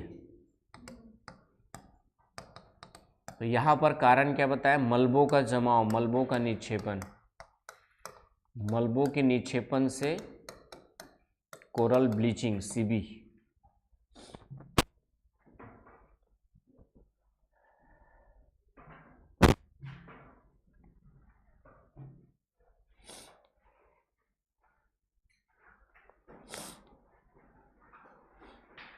आया समझ में? तो ये हो गया कोरल ब्लीचिंग क्या होता है, समझ में आ गया? कोरल ब्लीचिंग क्या होता है और कुछ एग्जांपल्स बता दिए मैंने। इन्हीं में से कारण निकल गया होगा आपके पास। कारण क्या क्या आ जाएंगे कोरल ब्लीचिंग का? ग्लोबल वार्मिंग मेन कारण आज की डेट में, प्रदूषण एक मेन कारण हो गया। हाँ, रोग हो गया आपके, जो डिसीजेस वगैरह लग सकते हैं, औषाधीकरण हो गया, सेडिमेंटेशन आ गया, है ना। इसके अलावा एलनिनो वगैरह भी आता है। एलनिनो की घटना वगैरह भी कोरल ब्लीचिंग या कोरल डिस्ट्रक्शन के लिए रिस्पॉन्सिबल होते हैं,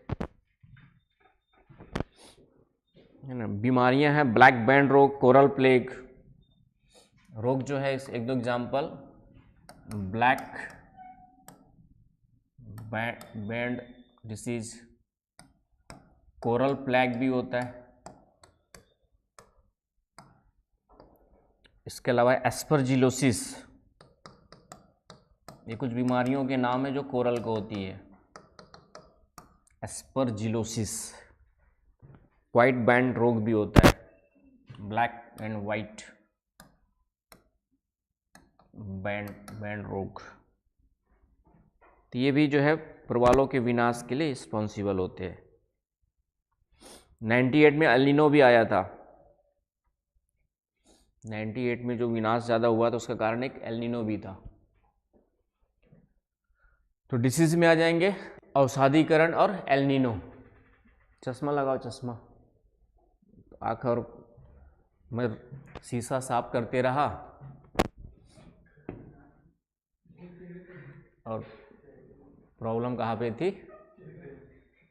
खुद की आंखों में थी, धुंधला दिख रहा था ना मिरर में, तो हम शीशा साफ कर रहे थे कि शीशा खराब होगा, लेकिन प्रॉब्लम कहीं और थी। क्या? ठीक है, तीसरा क्या है? जो भी दिख रहा है वही लिख लो। ए के बाद क्या लिखा है?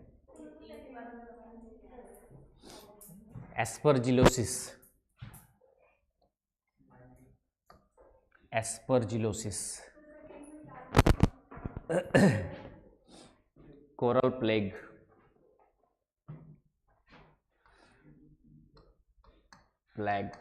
प्लेग।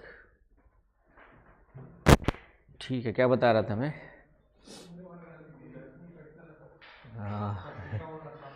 कभी कभी होता है ना कि हम सोचते कुछ और है लेकिन समस्या कहीं और होती है कि नहीं? तो लोगों का जीवन ऐसे ही होता है, हमें सब क्या करते थे, शीशा साफ करते रहते हैं। दोष खुद के अंदर आँखों में होता है कि नहीं होता है?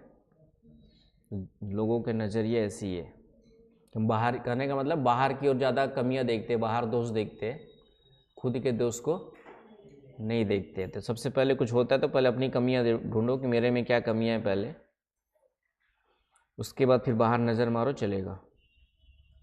और खुद पे नज़र मार लोगे तो बाहर मारने की ज़रूरत नहीं पड़ेगी। चलिए, ये तो ये हो गए आपके।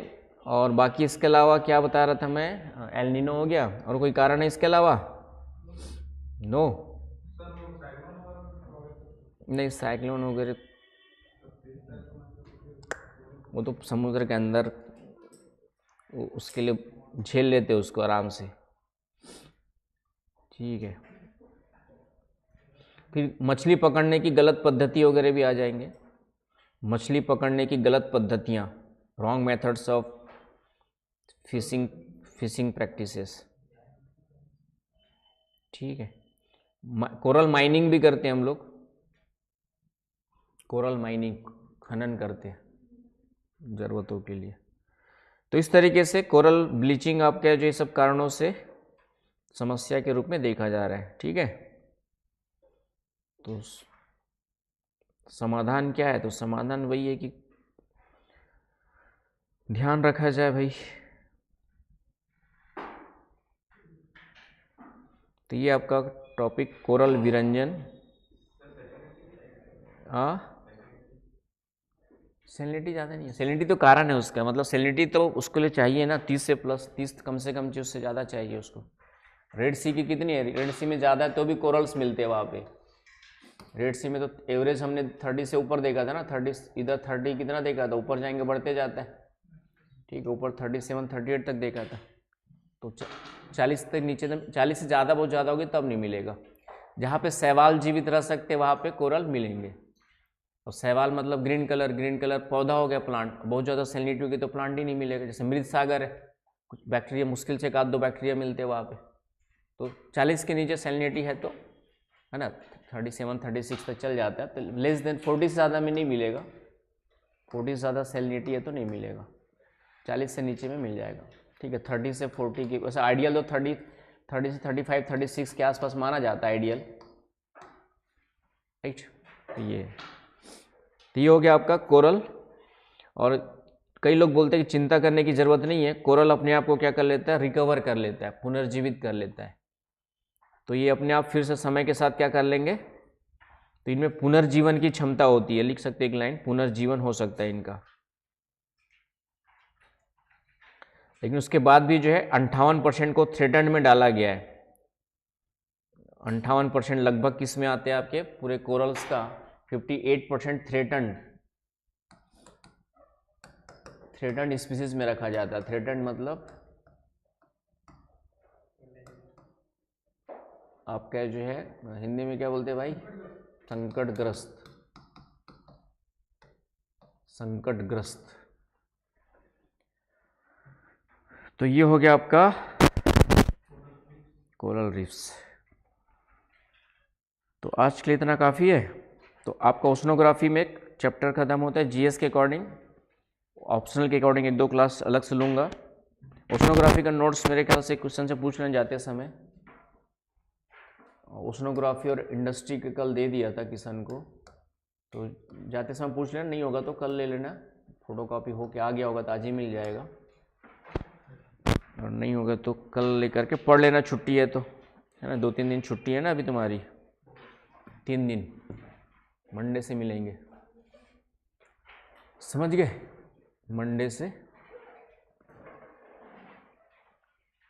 तो बाकी जो है समुद्री संसाधन, समुद्री प्रदूषण, ये सब कॉमन टॉपिक है। समुद्री प्रदूषण अगर ऑप्शनल में भी है, जीएस में भी काम आएगा तो उसको भी देख ही लेंगे ऑप्शनल वाली क्लास के साथ साथ।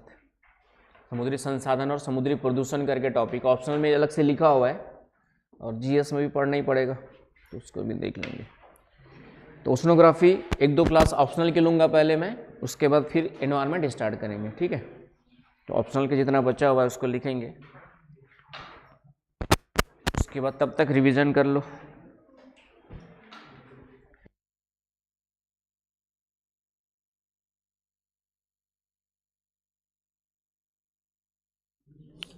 हाँ, न्यू ईयर रिजोल्यूशन क्या लेने वाले हो?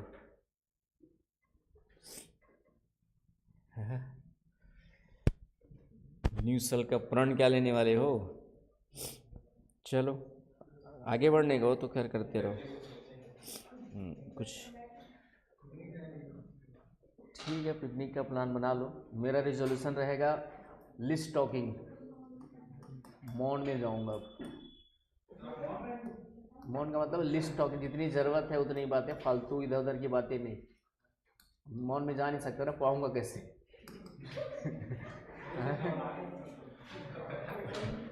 मौन में जाऊंगा तो पढ़ाऊंगा कैसे? तो इसलिए पूरी तरह मौन में जाना संभव नहीं है, लेकिन क्या है कि ठीक है, मिनिमम जहाँ पे ज़रूरत है उतना ही शब्द बोलना है, फालतू इधर उधर की बातें नहीं। तो मैंने कहा था ना कि शब्द भी अपने आप में क्या है, यानी हमारे विचार या थॉट ही क्या बनते हैं, आपके शब्द बनते हैं, और हर एक शब्द क्या है, ऊर्जा है। तो कभी कभी हम ना चाहते हुए मजाक मस्ती में कुछ उल्टे उल्टे सीधे शब्द बोल देते किसी को। अब हमने तो मजाक में कहा, लेकिन सामने वाले ने क्या कर लिया, दिल पे ले लिया, तो वो फिर ज़बरदस्ती हमारे बारे में नेगेटिव सोचेगा कि कुछ भी बोल देता है, समझ रहे हो ना भाई। तो कभी कभी हम मजाक में भी, अब सामने वाला नहीं समझ पा रहे कि मजाक में बोले कि कभी सीरियसली ले लिया, तो कभी कभी हमारे शब्द न चाहते हुए भी सामने वालों को हर्ट कर जाते हैं, होता है कि नहीं होता है। तो और मैंने कहा हर शब्द में एनर्जी है, कि मैंने उसने गलत समझ लिया, गलत सोच लिया, तो वो उसके ऊपर नेगेटिव एनर्जी चली गई मेरी, न चाहते हुए भी, इंटेंशन मेरा नहीं था लेकिन चली गई। अब उस नेगेटिव एनर्जी के कॉन्टेक्स्ट में वो फिर से 10 बार सोचेगा, 10 थॉट्स क्रिएट करेगा, किसके बारे में, मेरे बारे में। वो फाइनली फिर से मुझे इफेक्ट करेगी नहीं करेगी? करती है, ठीक है। ये प्रकृति का नियम है कि एनर्जी ही आपको क्या कर रही है, आपका जो है इफेक्ट कर रही है। तो इसलिए मैंने अपने आप में सोचा कि अब मिनिमम शब्द यूज करना है, वर्ड्स जितनी ज़रूरत है जिससे बात करने की, जिससे बोलने की, उतने ही वर्ड्स यूज करना है, ताकि फिर से मेरी एनर्जी क्या हो सके थोड़ा सा, क्योंकि मेरे विचार पे कंट्रोल है, मेरे शब्द, लेकिन कभी कभी क्या होते हैं, न चाहते मजाक मस्ती में कुछ गलत क्रिएट कर दिए, तो फिर से मेरे पास नेगेटिव थॉट्स के रूप में आना स्टार्ट हो जाए। क्योंकि मैंने जैसे मैंने तुमको तुम्हारे पॉजिटिव के लिए ही बोला, लेकिन सामने वाले ने गलत ले लिया। अब गलत ले लिए तो फिर गलत थॉट भी क्रिएट करोगे मेरे लिए, तो न चाहते हुए मेरे तक वो कहीं ना कहीं फिर से पहुँचेंगे, इफेक्ट करेंगे। इसलिए मैं कोशिश करूँगा मिनिमम लिस्ट टॉकिंग। किसमें? स्लीप पैरालिसिस नहीं जानते क्या होता है। जिसमें नींद में ही पैरालिसिस हो जाते हैं। नहीं समझा। मतलब सोए रहते हैं तो अचानक से रात को ना हिलना चाहते हैं, जग जाते हैं मगर हाँ वो अलग कई बार होता है, हर किसी के साथ होता है। वो छाती वती पे तो उस पे आपको क्या छाती वती पे हाथ रख जाता है, जैसे होता है जनरली मैंने देखा कि छाती पे हाथ रखा रहता है, तो छाती पे हाथ रखा रहता है तो हम लोग कुछ चाहते हैं कि वो हाथ उठाना चाहे लेकिन उठा नहीं पाते, फिर अचानक से उठना पड़ता है। तो वो मेरे ख्याल से ना किसी कारण से हमारे ब्रेन पे जो ब्लड सर्कुलेशन है ना, हमारा जो ब्लड सर्कुलेशन कहीं ना कहीं ब्रेन पे जाने वाला क्या होता है आपका जो है वो थोड़ा सा ब्रेक हो जाता है, समझ रहे हो। किसी जब जनरली मैंने जो फील किया कि जब भी छाती पे हाथ रख के होता है तब ये ज़्यादा होता है। हाँ उसके बिना भी होता है, कई बार हम दौड़ना चाहते दौड़ नहीं पाते हैं, ठीक है, कई कोई हमको दौड़ा रहे हम दौड़ना चाह रहे दौड़ नहीं पा रहे, वो सब कई सारी चीज़ें होती रहती है। तो कहीं ना कहीं हमारे हाँ हाँ? अब टाइम का तो नहीं पता, टाइम का तो नहीं पता, लेकिन ऐसा होता है। अब उसके पीछे अनकॉन्शियस कई सारी चीज़ें रहती है। मैंने जो हमेशा ऑब्जर्व किया जब मेरा छाती पे हाथ रहता है तभी मेरे साथ होता है कि मैं एकदम आँख खोलना चाह रहा हूँ, नींद खोलना चाह रहा हूँ, या फिर कोई हाथ बहुत ज़्यादा दब गया है मेरा सोने के समय में, तब जा कर के वो चीज़ें होती है जो मैंने उसके एनालिसिस के उसके अकॉर्डिंग मुझे चला, हाथ वाथ दब गया है तो कहीं ना कहीं ब्लड सर्कुलेशन ब्रेन में, क्योंकि हम लोग तो सोते हुए भी नींद में सांस ले रहे हैं, आपका जो ब्लड सर्कुलेशन रेगुलर हो रहा है, लेकिन स्लो हो जाता है। श्वसन की क्रिया हमारी सोते समय क्या हो जाती है, स्लो हो जाती है, ब्लड सर्कुलेशन थोड़ा स्लो हो जाता है। और वो किसी कारण से हाथ वाथ दब गया या फिर छाती पे हाथ रखने के कारण से ब्लड सर्कुलेशन हार्ट पे जो जाना है और फिर ब्रेन पे पहुंचने वाला ब्लड वगैरह कम हो गया, तो उसके कारण से फिर वो कहीं ना कहीं क्या लगता है कि कुछ समय के लिए हम एकदम मतलब जो एक्ट करना चाहते हो कर नहीं पाते हैं। तो जो मैंने समझा उसको इस तरीके से जो है वो कारण हो सकता है। हाँ